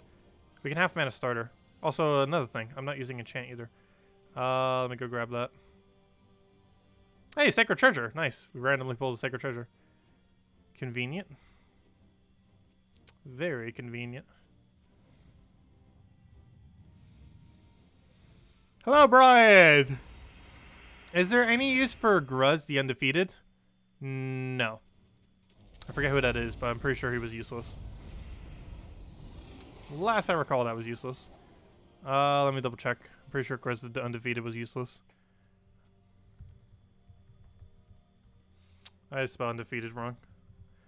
Yeah, he's useless. You would never use him. He's unfortunately useless. Like many troops. Okay, let's keep going. You took Phoenicia off your Phoenicia team. The irony.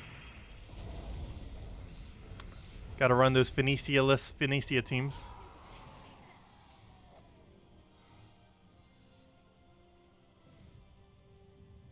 I know, you may have to rename it now.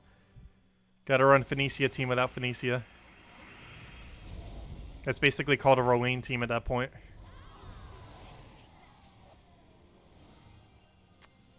Speaking of that, I need to go switch to Mirage Queen. Because I keep yawning. Been a very tiring day. I woke up pretty early today. These are all the things I need to get done. Mostly because I wanted to wake up early to get to the DMV early. I was there at about 7:30 or so. Because I wanted to get there before they opened. Just to beat out the crowd. Because the worst thing to happen is be stuck at a DMV all day.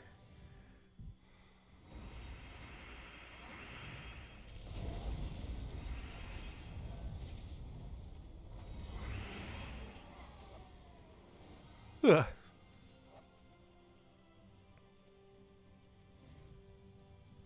Also, I found a new sparkling water that I like. Actually, it just released about a week ago. It's called AHA, A-H-A.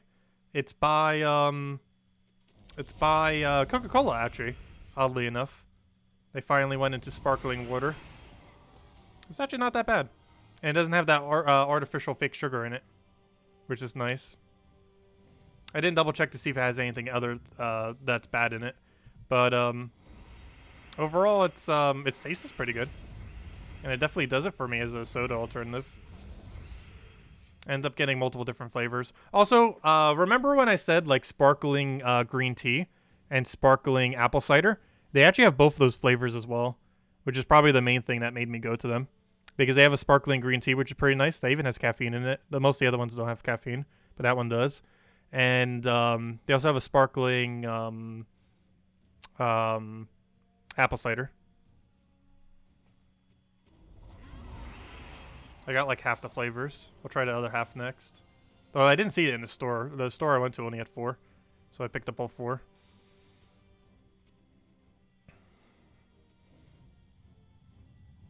Oops, I forgot to change the Mirage Queen.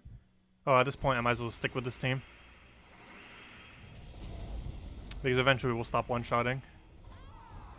But then again, will we? Rowan has a lot of stats. We might not stop one-shotting.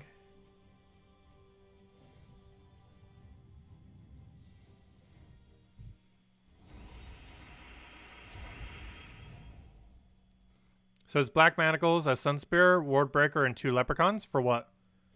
For PvP rush? It seems like it would still work. Sunspear to Black Manacles, a Sunspear to Wardbreaker. Or something like that.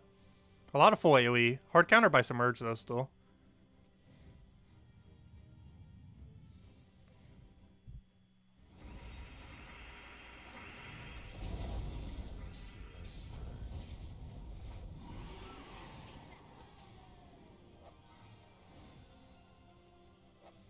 Has it dropped on Xbox? Yes, it should be out on every platform now.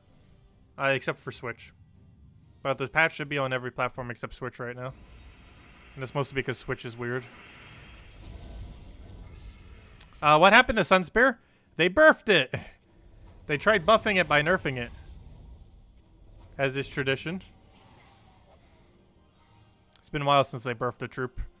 But, yeah, Sunspear got completely obliterated. Around 90% of teams you would have used it for prior, it is no longer used for. Oddly enough, Phoenicia was probably the biggest thing that got nerfed with the changes. Because a lot of Phoenicia teams actually can't function now. Or at least less so than they were prior. Where they have to be revamped so much that it compromises a team.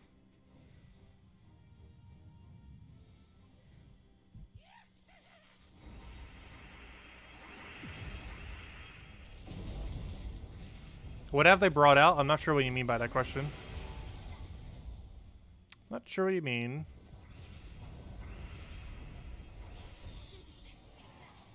It sounds like it said burfed. No.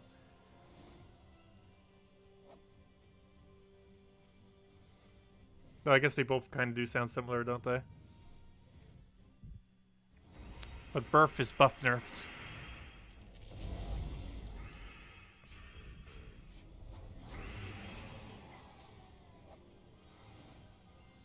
How does Sunspear get nerfed? He no longer has Perpetual Red Storm. Instead, now he gains 2 red mana every single time you take red mana. However, most teams do not actually use Sunspear for his cast. They use it for its Perpetual Red Storm in combination with his traits. Very rarely are you specifically using Sunspear to cast with. Especially since he doesn't have a half mana start. And now they completely changed it and ruined him. He's still useful. But the style that you used to use them in prior does not exist anymore. What does the update do? Oh, we went over that earlier in the stream. But long story short, we now have 3 metal slots that we can do for loadouts. They did some visual changes to them. We now have a new event system that replaces out invasions. That will be adaptive and have a lot of different things that it does per week. It's no 2 weeks will ever be alike for those events. So those will be quite diverse compared to normal. Yeah, that's pretty much it. So Invasions is now a weekend event and has been replaced with a new event system, and we'll have that new event system this Monday, as well as the first Invasion weekend on next week's Friday, not this week's Friday. And we now have metal loadouts. That's the main changes, and a bunch of tweaks to troops. Mostly Sunspear getting nerfed. The patch notes are a lie. What's a lie on them? Yeah, there's the patch notes. Drunk Savage just posted them. It's also in the link in the description. First link in the description. As well as, actually, yeah, I didn't post it in chat. Never mind. Just use the other one that's in chat. I was going to say as if we... you know what? Actually, I can pin a message. Let me actually do that. Hold up. Let me go pin the... Why did I not do this? I keep forgetting you can even do this on YouTube. It was a feature that was added as of semi-recently, which is why I keep forgetting to do it. But YouTube has the capability now to pin a message for a stream. So let me go use this for the first time and see what happens. So let me go pin the patch notes to this stream. And you should be able to see it immediately. Whereas if I put in description, you'd have to refresh the page. But if I put this here, you should be able to see it immediately. So if I do something like... version 4.8 patch notes with a link, and then post it to chat, and then link it to chat with a pin. Now if someone comes in, they can just click that, and that immediately opens it in a new tab. Boom. Nice. Okay. I wonder if that pins it after the stream too. We'll find out. So what are the top 5 hero classes now? Sunspear was never in the top 5, so it's still the exact same. It's Titan hero class, Monk hero class, a multi-way tie between everything else that's basically like Titan. So things like Plague Lord and Sentinel and stuff like that. Followed by, in 4th place, Frost Mage. and 5th place is there isn't really a solid 5th place definitively, though depending on which way you want to go for, the best stealthy is something like Egg Thief. I mean, it's something like a Thief hero class, or one of the best triple burnings, and there are several different variants of triple burning. Sunspear, of which obviously isn't one of the stronger ones anymore, but I would probably say Thief is 5th. Yeah, Assassin's pretty good. A lot of them have a lot of good capabilities for 5th. I don't think there's a really definitive 5th. However, first to 3rd is definitely pretty definitive. Like Titan, Titan, Monk, and Frost Mage are like the definitive 3. And then like in 4th way tie, it's things that are like Titan, like Sentinel hero class and Plague Lord hero class. And then 5th is just really up in the air, just because there's a lot of decent hero classes that are kind of like, you know, multi-way tie for 5th, that all have their own unique utility.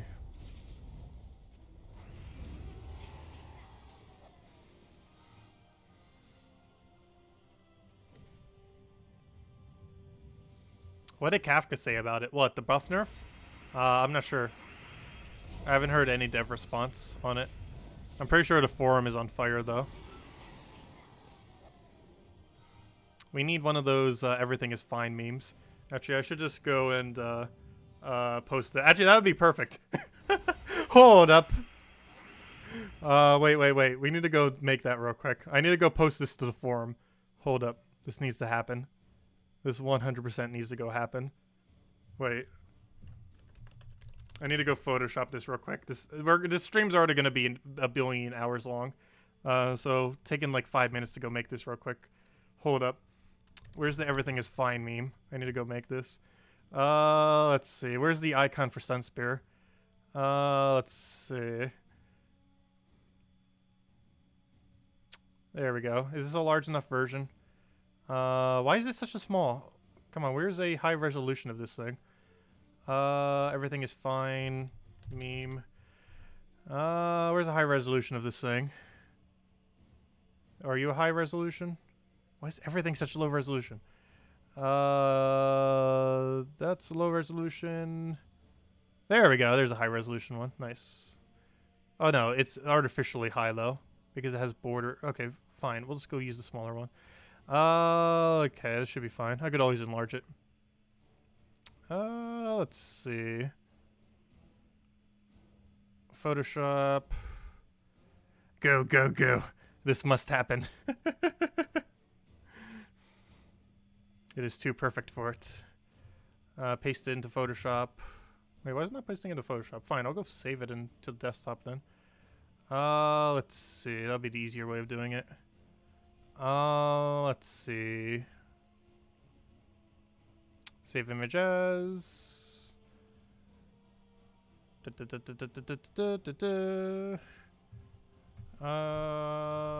that to desktop. We shall get this done. Gotta use quick Photoshop skills. Let's see. Show in folder.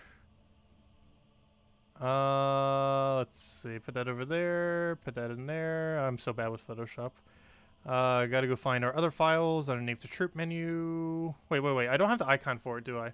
Oh no! I don't have the icon for Sunspear, do I? I don't have the asset for it.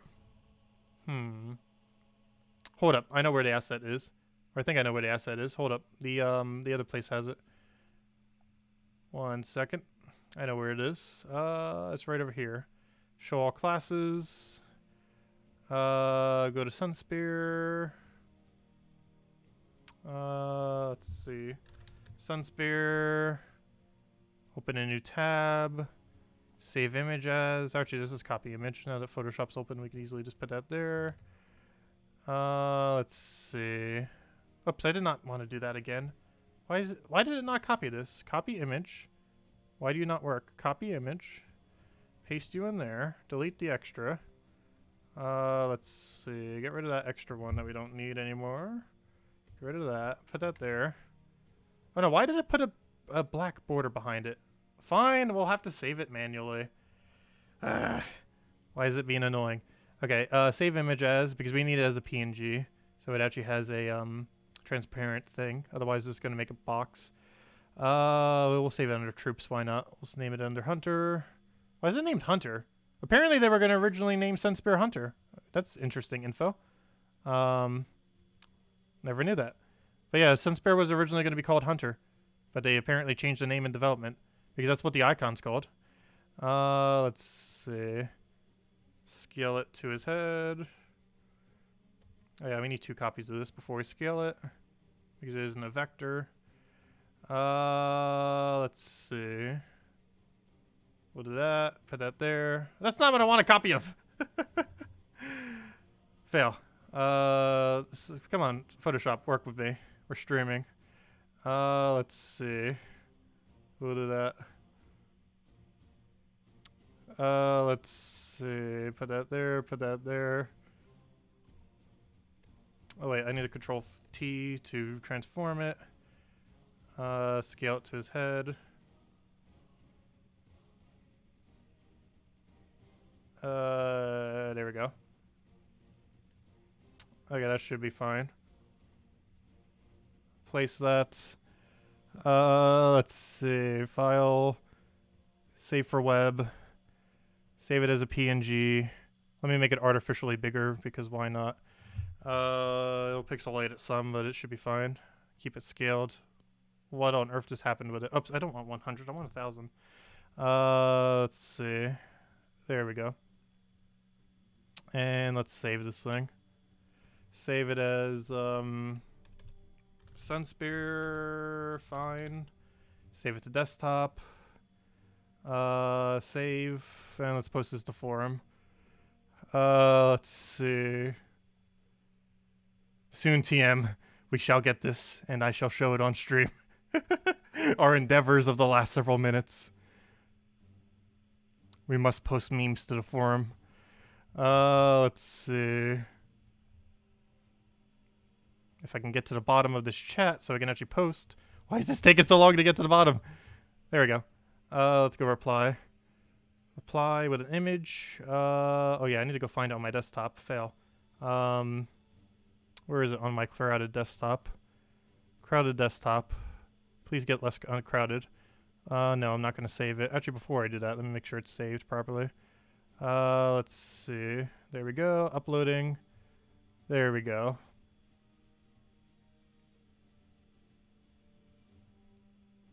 Success. We have success. We have posted memes to forum. There we go.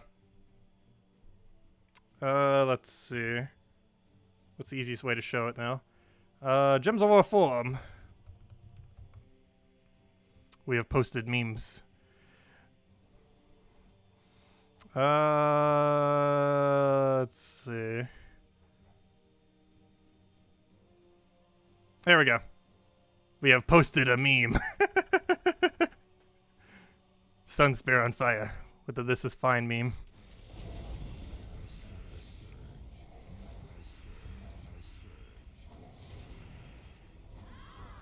There we go. Success.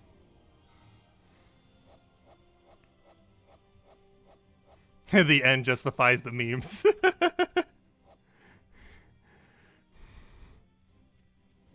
There we go.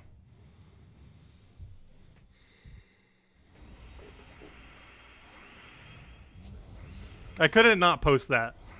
That meme was like made for that exact moment right there.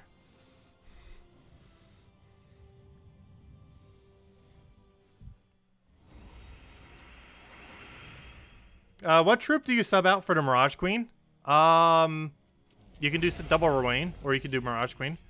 You can also do Greed, depending on what context you're using it in. I should probably be using Mirage Queen right now for these lower battles, but I keep misclicking, and by the time we actually go to the later battle, we'll want to have double Ruane, mostly because we could just Ruane into Ruane. I know, Salty's like, what are you guys doing? And now I need to go justify all these changes. I know, she's going to get so many complaints about Sunspear nerf tomorrow. It is going to be a very large amount. Also, what on earth is that loading screen? Yeah, she's going to get a lot of flack for that, even though she probably had absolutely no contribution to it whatsoever.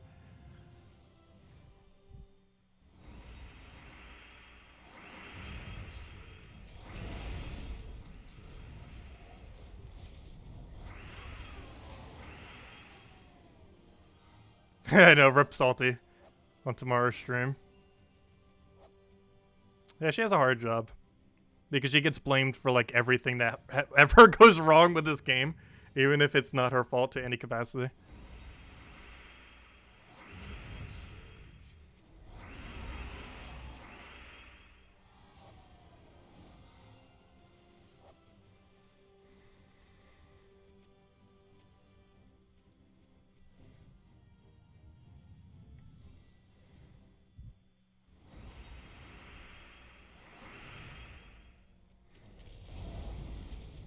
Yeah, she's the most public figure for Gems of War. So whenever anything goes wrong, everyone just complains to her, which is quite unfortunate. Even if she had absolutely no effect on what actually happens, or, you know, no contribution to it. She's just the community manager. And while she does have some input into the game, she doesn't have, like, the ultimate say on everything, obviously.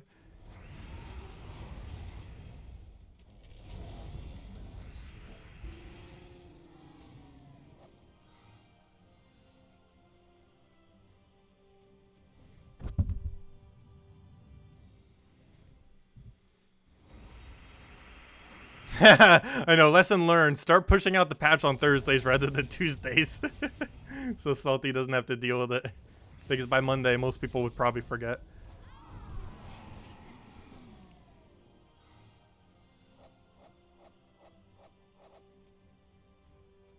Yeah, she is under NDA, so there is some things she can't disclose prior to patches. So there's a possibility she knew about it, but couldn't actually say anything about it.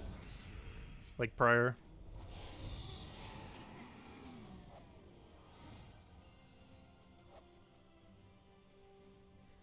And we don't even know about it during beta. If that was in beta, we definitely would have told them, do not do this. Because it would go down terribly. But they never test rebalance in beta. Which is really weird. Because generally the people in beta would be like the best people to try to run rebalance by. Compared to anyone who they're currently running it by. Because anyone who's bothering to test the beta has a lot of playtime in this game. Yeah, the beta is relatively useless. We still get to do some input, though. But it's very, very minuscule. But if nothing else, we get to see the patch early, which is nice. Which helps me plan videos some as well. Which is why me and Keylime are in there automatically. As it helps us plan future content a bit better. But there isn't really much to go over with this patch. Other than Sunspear being obliterated. Which is something we didn't even know would be in this part of the patch. Because the new game mode's kind of hard to explain. Because the new game mode, we basically have to re-explain every single month. Because it doesn't follow any set rule set. The rule set for it constantly changes. So I can't just say, this is how you do the new game mode. Because there is no one way you do the new game mode. Like, I can explain how to do it this week. Or next week. But then it's going to be completely different the following week. So it's kind of interesting, because it's a game mode that we basically have to re-explain every month. But we'll do that on the Monday video, most likely every single time. Which is going to make the Monday video take even longer. But, on those weeks. But we will be doing that. Every single Monday of a video, we will fully explain the new event that comes out every single time. Which also means I have to play it to some capacity to understand it. Because the rule set for it will change every single week. Or every single month, I mean.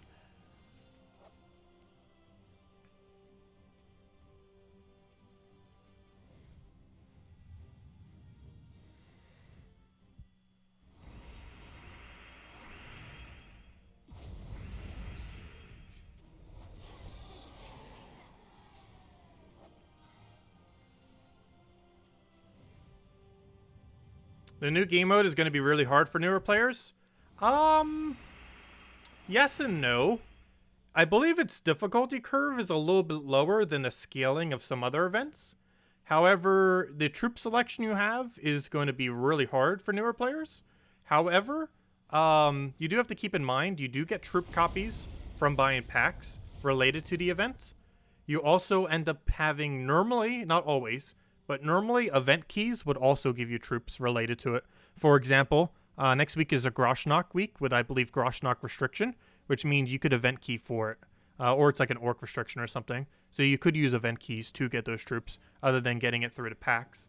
But it will be a little bit annoying for newer players in that, yes, if you don't have a high selection of troops, and you don't have some of the key weapons that might be required on a given event, if it happens to have the weapon available. Like, for example, you're allowed to use Mang and Earth's Fury and stuff next week, because they're all from Groshnok. If you don't own like some of those key weapons, it will be a little bit harder sometimes. But the weapons will be in Soulforge occasionally too. Like if it's, for example, Groshnok week, the Groshnok weapons will be there, so you will be able to get in Soulforge. So I don't know, the selection. Your selection is going to be a lot more limited, and if you don't have the proper troops from that selection, it will be harder. But most of that will be available on the week. So yes, it might be a little bit hard to obtain for newer players, but most of the things that you would need for the event is obtainable through the week of the event, more often than not. That's not always going to be the case. For example, if it's a double roll restriction, then you wouldn't be able to get it necessarily as easily. But if it's something like Kingdom related, it would be, which the first one is Kingdom related.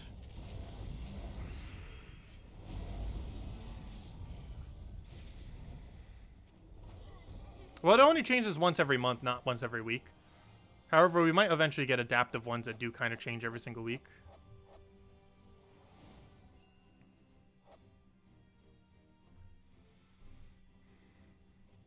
But as it currently stands, the new system only affects it once a month. But that might change into the future. But currently it's only once a month. And the first one's next week.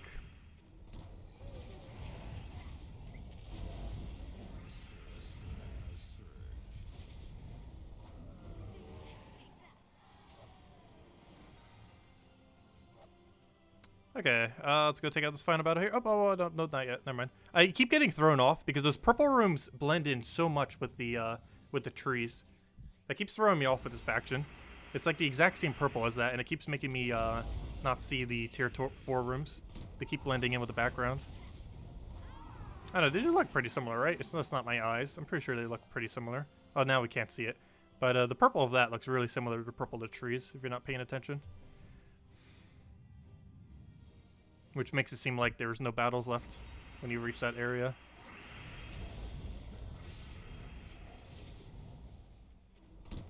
Yeah, they're kind of hesitant on adding more diamonds just because of they're trying to keep the diamond economy a little bit limited, just to not overly flood. But they definitely need to give a little bit more than what they currently do. They also need to add more things for diamonds to be used on. And if they were ever buff it, they would probably do both simultaneously. They would buff diamond rate, however, they would add more things to use it on. I feel like that would be a nice combination, because it would give endgame players something to use diamonds on, while also giving newer players more diamonds that they could use for mythics. Because whatever newer thing they would add for diamonds, you'd probably want to focus on mythics more. For example, weapons were added, however, you generally focus the mythics more than you do the weapons. Even though you could go for the weapons as well.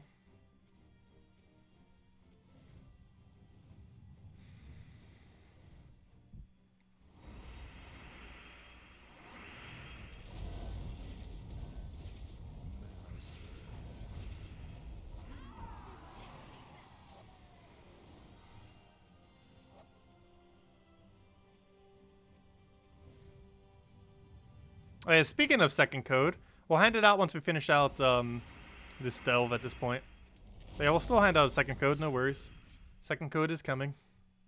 We'll just hand it out at the end of the delve, which we're pretty close to at this point. I was going to take the extra turn, but I figured we already won. And dead. Down it goes. Hey, we gained a level 2. Oh wait, never mind, we didn't gain a level yet. It looks like we gained a level. It's one of those fake levels where your bar is pretty much full for several battles until it just decides to give you the level. The fake levels. Okay, that's double ruin. Don't even need it though, because the skull was already enough with the poke. Nice. Good to go.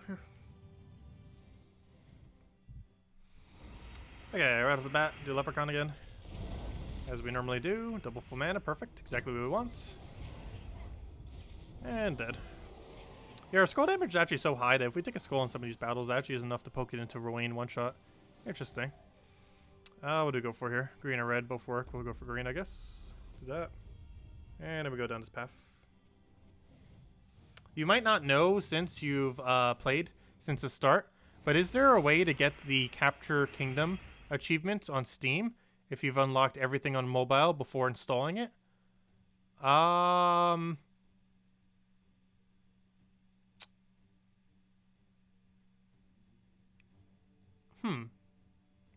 If you change your home kingdom, see if that works. I'm not sure. Either try, either one of two things. Change your home kingdom on PC version, or when a new faction comes out, see if unlocking a faction counts towards it. And if neither of those two work, I don't know. You might just want to send a support ticket and see if they can fix it manually.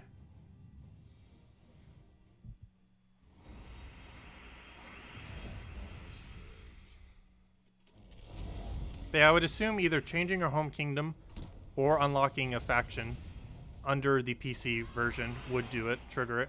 But if neither of those do it, you might just have to contact support.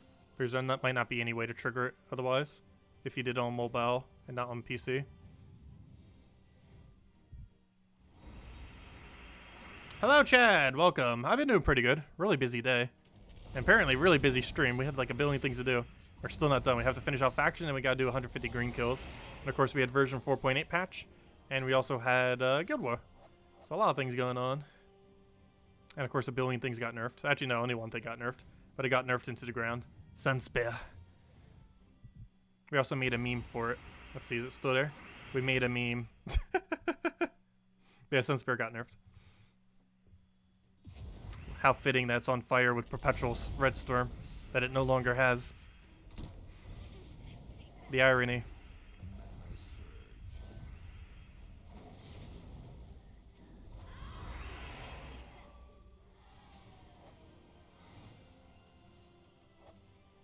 It is actually kind of ironic. Something that has immune to fire on fire.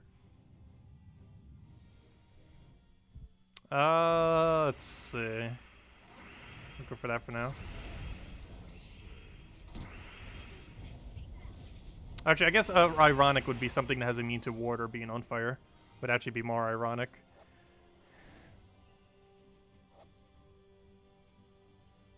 Literal fire water. Like SpongeBob. Fire underwater.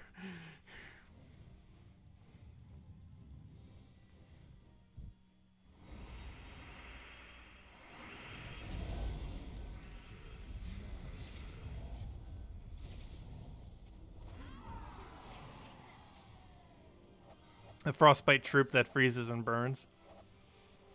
That is also ironic. Though freezing does kind of burn, though. Because the whole temperature thing with warm-blooded creatures.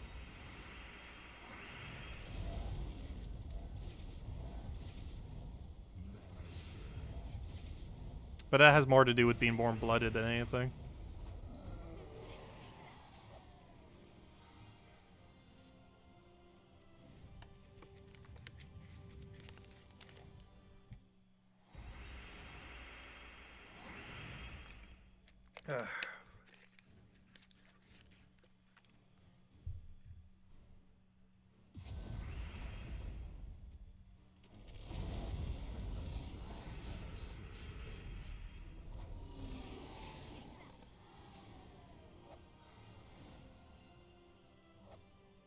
But if anyone has any other questions, let me know. I'll make sure to go over them all. Otherwise, at this point, mostly just going through objectives. But yeah, definitely don't forget to do Adventure Board today. We got Purple Deeds. Really nice. It's been the first time in a while we got on Purple Deeds. We've been on a really high deed streak lately, too. It feels like every other day we've been getting some really solid deeds. But Purple Deeds, of course, one of the best ones. Too bad it's not a Mythic and Purple Deed, but still. Even though it's the lowest rarity one, it's still Purple Deeds nonetheless.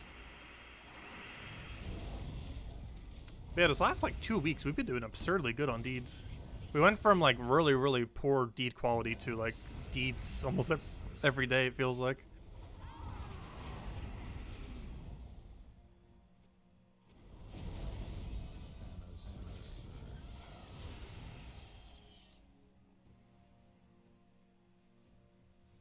At roughly 8 p.m. Eastern Standard Time, or PST, Wednesday the 11th, of March, the game will be unavailable for 30 minutes of maintenance. Where did you see that? What time is that in EST? What's PDD EST? Or PST, I mean. What is that, Pacific Standard Time? It's not all the way in West Coast. If that is the case, that's a 3-hour difference. Which means maintenance is at 5 p.m. or 11 p.m.? So that's either or, that shouldn't affect us. Wait, which way would that be? They're prior. So... it would be 11 p.m. Wait, is it 5 my time? Wait, it would be 11 p.m. my time, right? Hold up. Because they're backwards. Right? Their time is backwards, though, not forwards. So it'd end up being, yeah, it's 11 p.m. Eastern Standard Time. I was right the first time. It's 11 p.m. is what time that would be. I was right the first time. Because they're 3 hours prior to East Coast. So it'd be 11. Oh, wait, they're doing it tonight? Oh, hold up. That would be tonight, wouldn't it? Wait, it's not the 11th, though. It's the 10th. Unless you meant it was the 10th instead of 11th. But if they mean the 11th, that isn't today. It's tomorrow. It's the 10th right now. Oh, no. Okay, good. Rowan still had enough damage even after getting poked. Normally she wouldn't after getting poked, but it works out perfectly fine. Yeah, Treasure Hunt revamp and Arena revamp are coming towards the second half of the year. It'll be after the 5.0 update. We're likely getting 2 updates before then. 4.9, which is probably next update, and then 5.0, which will be sometime this summer. And that'll be the really big update, obviously, to 5.0. We still don't definitively know too much about it. Other than the fact that it is likely to expand the star system up to 30. As well as probably add another area to the game. Kind of like how Underworld is its own area. We're likely going to be getting a third. The main one being Kristara. The other one being Underworld. And whatever they do for third. I should have gotten Rowan mana up first. Whoops. Hey, when I do that, it makes the second one basically useless. Yeah, they changed the Cedric medal to Orpheus. They fixed that this patch, which is nice. It was something that was suggested to them earlier. Okay, and that's all rewards. Let's grab our loot. Hopefully get 2 blues. Of course, 2 oranges, because they must mock us. Which that's something I didn't bother picking up today. I didn't pick up any oranges. Or bananas, actually. But anyways, grab that, grab our level. Okay, next order of business. We still need to get 150 kills. So let's go farm a little bit of Explore. I guess we'll just do Zasian. Zasian has quite a bit of green, conveniently. So let's kill this out with some Rowan team. And go get ourselves a Stormcaller level, as we normally would. Yeah, I guess we'll just go farm a level. And that should give us all of our green kills as well. Get those 2 objectives done.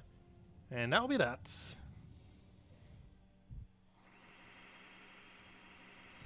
we need about 70 kills or so. Or 70 wins, I mean. Too bad it's not 70 kills. It would go so much quicker if it was only 70 kills.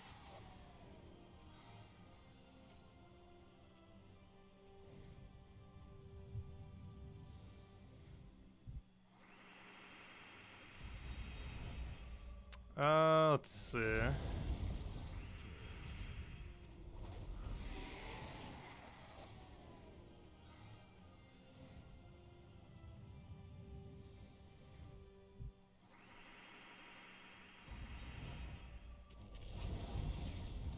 When will patch on Steam be required to download? Normally it's the Monday after the event, or after the patch. So next Monday it'll 100% be required, because the event requires you to own it, because you would need it for the new event. So it's likely going to force an update on Monday. So if you're playing on any version that you can not force an update on, like mobile and such, you'll be forced to have to update it by Monday. And the main reason for that is it would be impossible to do the new event mode without the update. But yeah, generally it's the Monday after the patch. Is almost always the forced update time. And that is the case definitely this time. because it requires it to do the new game mode.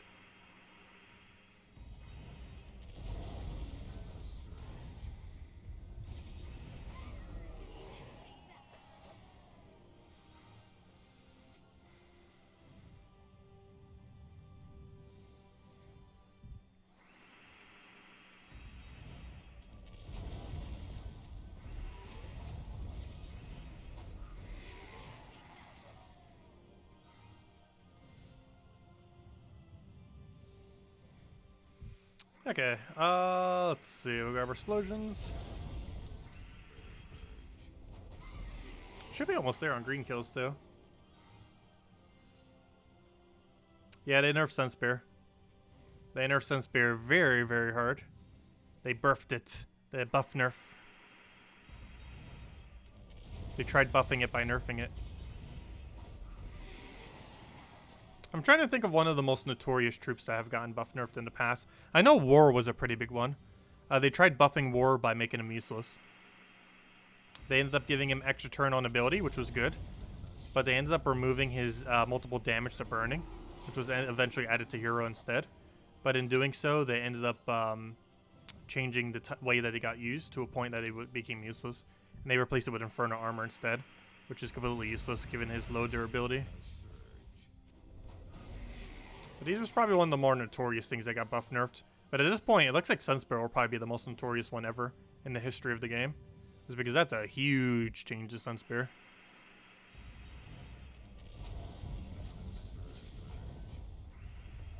What do I grab here? Take blue for now. Dragon Guard isn't that good. Honestly, in the current state of the game, I almost feel like Hierophant is low-key the best triple damage burning. Mostly because of its cleanse. That is such a strong mechanic.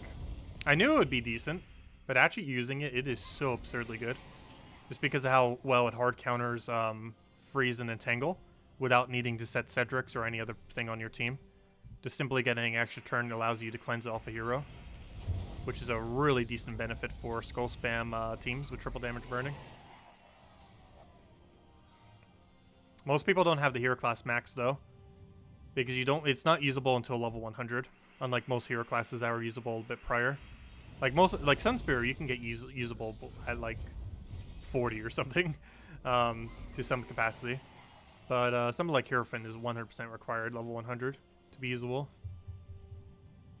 Yeah, a lot of people don't have Hierophant leveled, but I believe it might low-key actually be the best triple damage burning. A lot of people underestimate it though. And also just a lot of people don't want to bother maxing it. Because unlike Sunspear that could be used for a couple different teams prior to it getting nerfed, Hierophant is pretty much used in only one type of team. And that's specifically Skull Spam team against things that have Entangle or Burning. I mean, Entangle or Freeze, which is an extremely niche instance. However, it is extremely good in those niche instances. Just because it's hard counter to its hard counter. It quite literally has the counter to its hard counter as a counter. Which is kind of funny. Because it's hard countered by Entangle and Freeze. But also has a hard counter to Entangle and Freeze in itself. Which is quite convenient.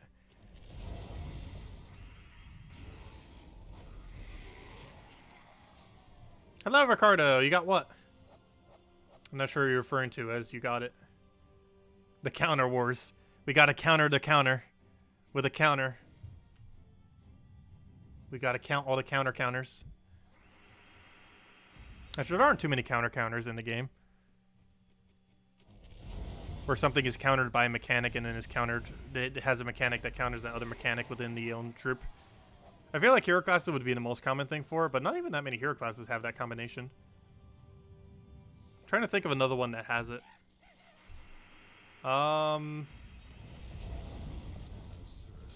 Oh no, I can't think of another counter. Something that has a counter to its counter within its own move set or traits. Ooh, 20 gems, nice. I don't even know if we got a single one during the entirety of the Gnome event. Yet we get one when it's not even a Gnome event. A 20 gem drop. We got several 5s. I don't think we ever got a 20 this weekend though. The previous weekends. From Kafka on the 4.8 thread. What did she say? Memes aren't meant to go onto report, but you think we're making an exception? Wait, what? What did she say about it? Lol. Memes aren't meant to go onto the report, but I think we're making an exception. That's funny. Yeah, I need to post it to social later. I haven't been posting on social much lately.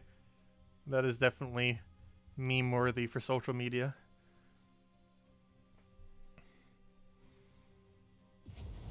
Let's see. I'll throw that down for now. The new medals look like children drawings. Yeah, the design's weird. Luckily, they did a border for it, so it at least has it's at least identifiable with their rarities easily. Wait. That's not supposed to happen. Well, we got an Orpheus. Oh, wait, never mind. Oh, sorry. No, never mind. I thought that was seasons for a second. Never mind. That's supposed to happen. My bad. Never mind. That's a normal thing. I thought that was seasons for a second. The fact that it was Orpheus with a different name threw me off. I forgot. Cedric is called Orpheus now. My bad. I was gonna say it's already glitched. I wouldn't be surprised if it was glitched that you could actually get it in Explore. But yeah, you can't get the new medal in Explore, and I'm pretty sure it's not glitched in any way that you could. My bad. I thought that was. I definitely thought that was seasons for a second. See you, Kalthos. Good night. Yeah, we'll probably be wrapping up pretty soon too. Oh, wait, did I ever give out a second redeem code? Hold up. I need to go give out a second code. I never did I? Hold up. Before you go, let me go give a code out. If you guys stay for one more minute. But yeah, let me go hand out a second code. Where'd it go? Where'd it go? 1 second. 1 moment. I never did hand out a second code, did I? Let's see. Put that there. Put that there. Boom, boom. Refresh. Put that right over there. Put that there. Paste. Copy, copy. And there you guys go.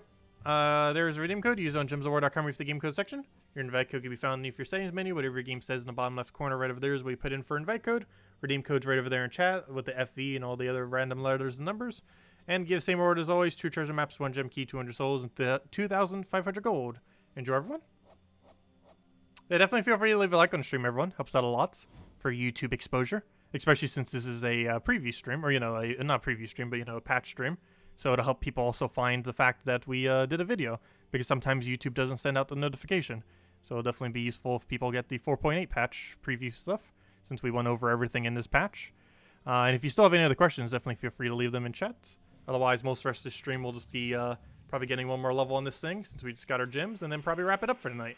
Because stream has already been going on for 2.5 hours at this point, pretty much. For quite a while.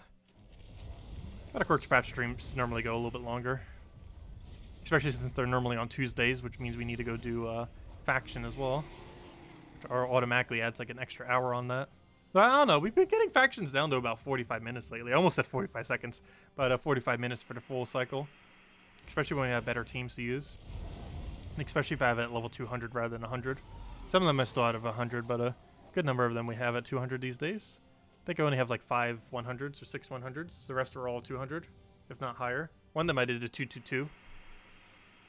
I should have just left that at 200 though. But at the time, it seemed like it was going to be the best farming faction in the game. However, then City of Thieves came along and was like, no faction will ever be better than me. And then eventually something will be better than it. But at this current moment in time, it's similar to how that other faction looked. Unless they're going to make some kind of drastic power creep with the loot from factions, it is very unlikely anything will ever be better loot than City of Thieves. Like, City of Thieves is almost the most perfect possible delve in the entire game. They would almost have to make every single room a treasure room to be better loot than City of Thieves.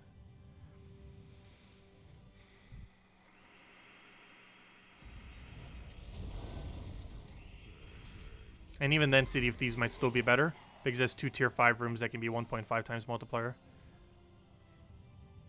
Because pure treasure room delve might actually not even be better loot than City of Thieves. Just because most of City of Thieves that isn't treasure room are tier 5 rooms that can have high multiplier. You have to keep in mind the highest multiplier you can actually have from a treasure room is 1.4 times. And if you have a bunch of treasure rooms, you can't get the same treasure room twice. So you'd get a lot of 1.3 times and lower. So it would actually overall reduce your multiplier, even though you'd have more treasure rooms. Which, oddly enough, there is a point in which you would have so many treasure rooms in a delve that the loot would go down, not up. Which is kind of weird to think about, but that is actually possible. That they could release a delve with all treasure rooms, and it's not better than City of Thieves. Oh, did Bernie get steamrolled today? I actually haven't been able to follow Super Tuesday. Well, looks like we got Trump 2020. That's unfortunate. Because there is no way Joe Biden is going to beat Trump. Well, we'll see what happens. That is unfortunate.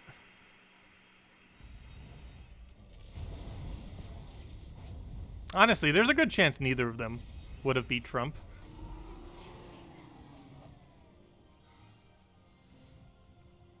Trump has a very, very, very, very, very, very, very loyal following. And regardless of if Bernie or Biden were to get the nomination, there's so many people that would not vote for one or the other. Hillary had like a 96% chance of beating Trump. 96%. Or something like that. It was something absurdly high. And then she got destroyed. Mostly because Electoral College makes all the difference.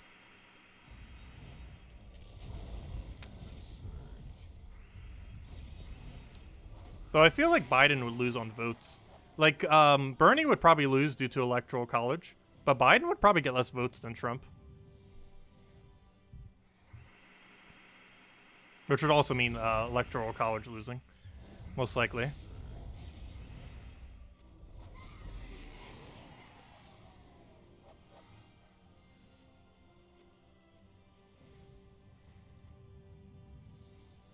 Trump versus Biden would be a hilarious debate. I do have to say that. However, I still want to see that Trump-Bernie debate. That is probably never going to happen at this point. Trump said he would do it in 2016, but then never did. He, like, backed out of it. And now if it doesn't happen in 2020, it might never happen.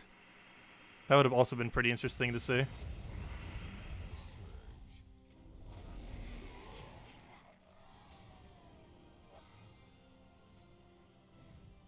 Does Sunspear make troops better?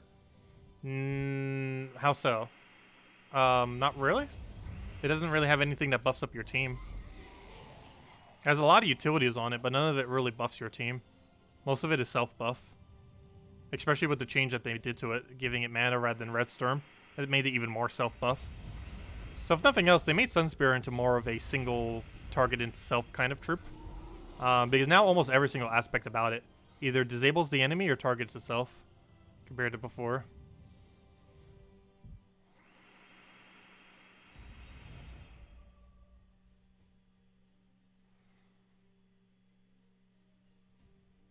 No, most of the hardcore Bernie people would not vote for Biden.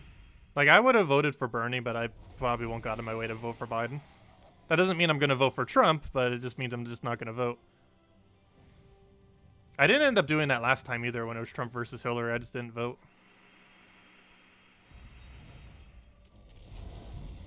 And I don't agree with everything of Bernie's policy, but I would have agreed with him enough to vote for him.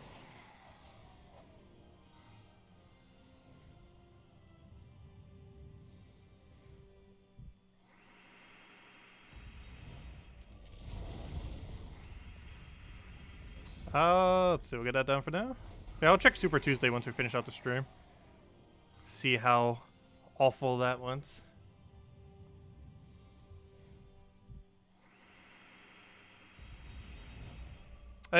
Kamala, that's also really odd. I never mentioned that on stream yet, my opinion on that. But yeah, Kamala and Corey endorsing Biden is so facepalm worthy. Because they went after Biden so much during the primary. But that's how it almost goes with politicians, though.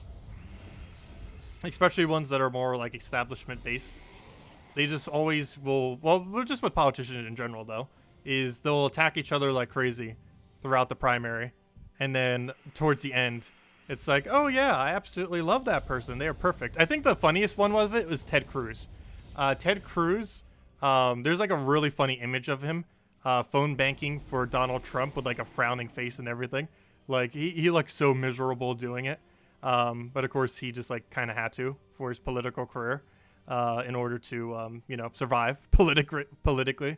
So he kind of just like caved to supporting Trump, even though he was like one of the biggest people that was like attacking him during the primary. That's probably one of the funniest instances of it ever. Yeah, Kamala was probably the biggest person that went after Biden during the primary. Yeah, she just endorsed him like the other day. With her, probably the most well-known thing she's known for this primary season was that little girl quote thing that she did, where she attacked Biden on his policy for busing, and was like saying that she was that little girl that was affected by that policy, and was attacking Biden for it.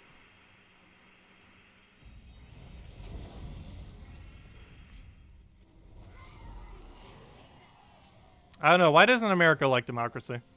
I don't know. Especially the Democratic primary. It's not even democratic. They just vote on delegates, and then super delegates vote. So the vote doesn't even matter. Because super delegates will just overwrite whatever the vote is anyways. Hey, 500 glory. Nice. Not to mention the Electoral College is also extremely undemocratic. Like, it makes some amount of sense for how people like go about going over the country, so everyone just go to the most populated areas. But it also doesn't make sense in that whoever gets the popular vote also doesn't win, which doesn't make much sense in that way. There should be some kind of middle ground that could be made that isn't the current system. Like, still having every single state matter, while also making it that the popular vote does matter. Because right now, I think, I forget what the percent is, but something like 75% of the last 5 elections, I believe, or something like that. I forget what the percent was, but some ridiculously high, over 50% of the last several United States presidential elections had the person who got the popular vote not get the nomination.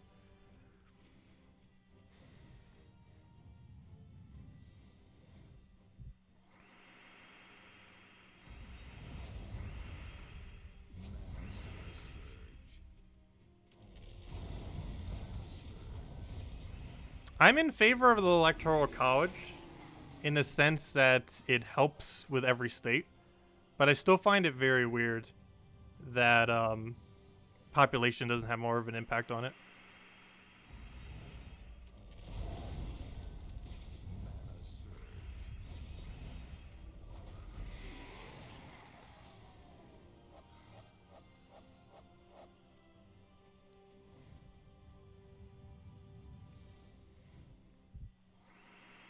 Yeah, politics is always weird.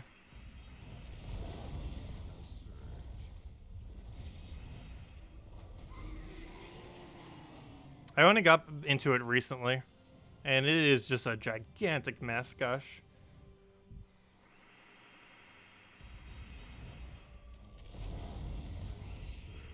Yeah, I forgot what the percent is, but yeah, I believe Texas, New York, and California makes up, I don't even know what number I want to say. Isn't it like 20 to 30% of the United States population? I'm not sure what the exact math on it. It's pretty high.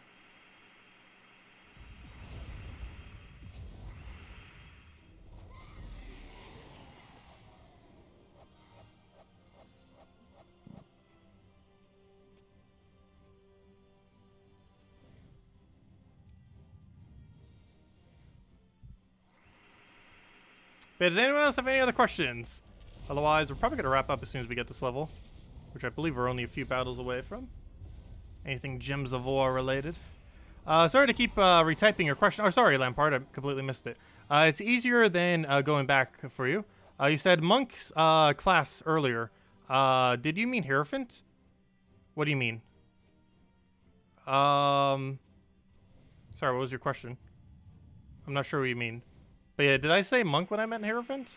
If I was talking about a triple damage burning hero class, yes, I mean Hierophant. I did not mean Monk. But no, we're getting a Monk hero class on this Friday, which is going to be the second best hero class in the game. So when I mentioned what the top 5 hero classes were in the game, Monk is what I meant to say, because it's coming out this Friday, and it's going to be the second best hero class in the game. Even though it's not even out yet, we already know it will be. It's arguably even better than Titan, only situationally though. I'm not sure if it will definitively be overall better. The biggest thing holding it back is it doesn't have half mana start, and it's also weaker with skulls. So basically, it just doesn't get as quick of a rush down compared to Titan, so Titan will probably still overall be better. However, it's situationally better than Titan. Several hero classes are, but it's likely to be the second best hero class in the game. It's basically a really durable version of Titan. Kind of like Sentinel in that regard, but even better because it has more mana accumulation than Sentinel, which is the biggest thing holding Sentinel back is its lack of mana accumulation. Whereas this hero class makes up for it by having more of a long game amount of mana accumulation. It has a smaller starting mana amount. However, as it goes throughout the battle, it gains more and more because it gains 3 mana every extra turn, which allows it to have a higher longevity than something like a Titan, which gets most of its value right up front with its half mana start. What about Hierophant? Hierophant's pretty high. Hierophant, I'd probably say, is pretty much tied multi-way in 5th place. Yeah, I knew I was somewhat right when I said 20 to 30%. Yeah, 26% of the U.S. population makes up those 3 states.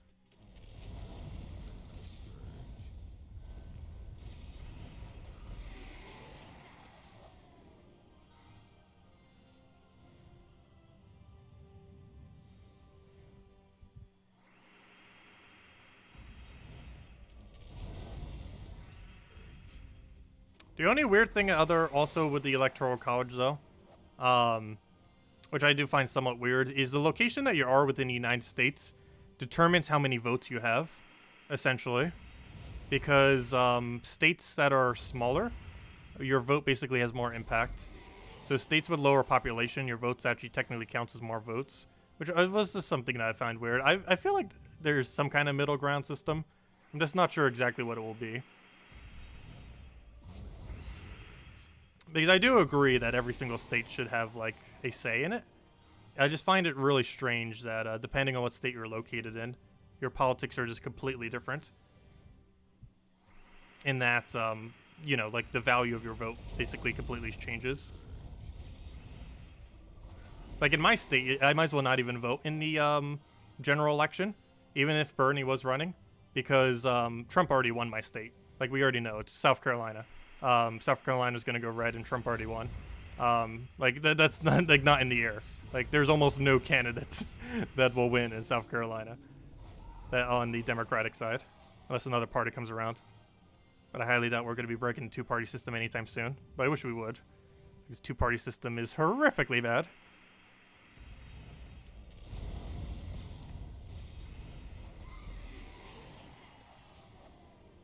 Also, did we not gain that level yet? I'm actually really surprised. Should be right on top of it. Where are we? Where are we? Yep, we're almost there. 10 more battles. Let's go get those. And if any other questions, Gems of War related, let me know. Couldn't the electoral service just weigh the state votes? I'm not sure what you mean by that.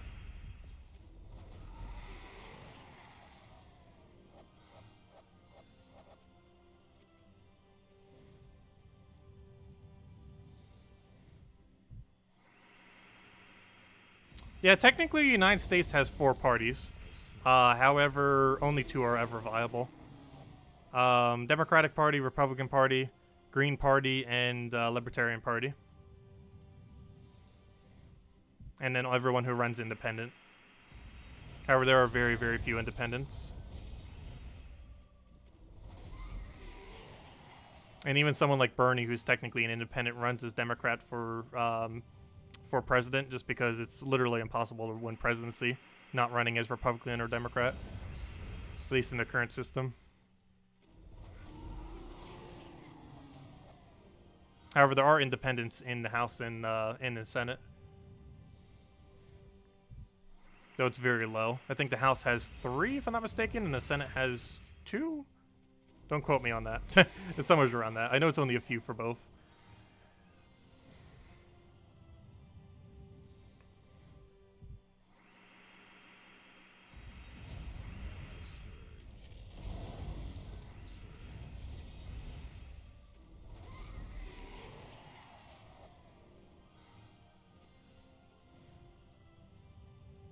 Speculation, Tower of Doom goes away.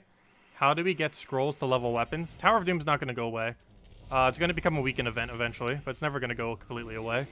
They did make mention that they might add some kind of other method to gain those scrolls into the future. However, they haven't really acted on that. Whenever they go and revamp Tower of Doom, that might be around the time that they end up doing it, when they make it a weekend event. But as it currently stands, we don't really know what's going to happen with that. Raid will be a lot more straightforward, though, when they end up making that change. Well, I kind of have to see what happens with Tower of Doom.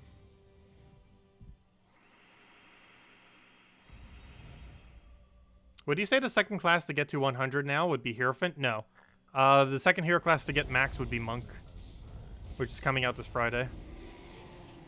I would say maxed out order is probably Titan, Monk, Frost Mage, Thief, and then a triple damage burning, which could be your Hierophant. That's probably the current 5 order that you'd want to level in, though some of that has flexibility. For example, Monk and Titan, you'd probably just go for Titan if you want to skip over Monk, and you go for Monk a little bit later, even though it's a great hero class, because they both serve a somewhat similar role. However, they have different overlap, or you know, different things that they could be used for in different situations, even though they have some overlap. But you would probably want to get things that have no overlap, like for example, Frost Mage that doesn't really overlap with anything other than maybe Merlantis troop or Merlantis mythic. I mean Merlantis class. You'd want to get something like a good stealthy, which would be Thief, which has overlap with everything else that has a good stealthy. You'd want to get a good triple damage burning, which you could pick pretty much any of them. Hierophant's pretty high up there currently. And you'd also want to get a good, what's the other mechanic that I didn't mention? You need a good barrier on Brown. You need a good stealthy. You need a good, you need a good freeze, which is Frost Mage pretty much. You need a good, that's pretty much all the mechanics. And you need a good triple burning. So there's 4 mechanics. So what was the 5th one I mentioned then? I guess Monk, which has overlap. But, yeah, those are the main 4 mechanics you really need. A good stealthy, a good freeze, which is just Frost Mage pretty much. A good barrier on Brown, and a good triple damage on burning. Those are like the 4 most important mythic types. I mean, class types that you would want to have maxed, because those are like the main mechanics you would ever use. The barrier on Brown is used for pretty much everything to tank. The triple burning is for a really quick kill. The stealthies are for keeping your hero class alive to do a strategic weapon.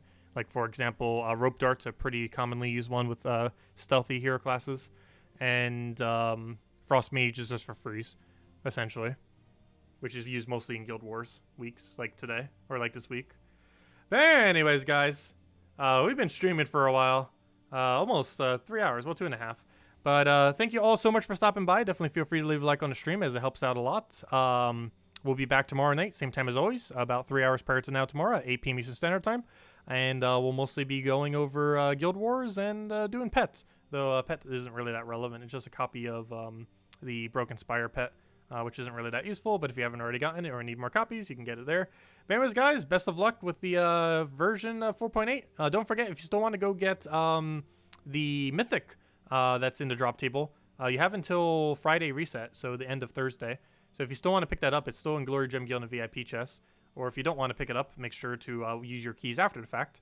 But yeah, the Wheel of Nisha is still in event key drop. I mean, sorry, not event key. Glory Gem Guild and VIP key drop table. So if you still want to pick that up, you still have all of tomorrow, all of Thursday, and that's it to go pick it up. So you basically have 2 more days. So if you're still looking for that, you still have a little bit of time. But anyways, guys, I know, rip Sunspear. Rip-ritty rip. Unfortunate. Well, we'll see if they make another change to it. Maybe they'll revert it back. We'll see. They're likely to do hero class revamping into the near future. Possibly even next patch. Who knows for 4.9. And when they do, maybe they'll revert Sunspear back. But only time will tell. Anyways, guys, I'll catch you guys later. Thank you so much for stopping by. And have a wonderful night. Goodbye, everyone.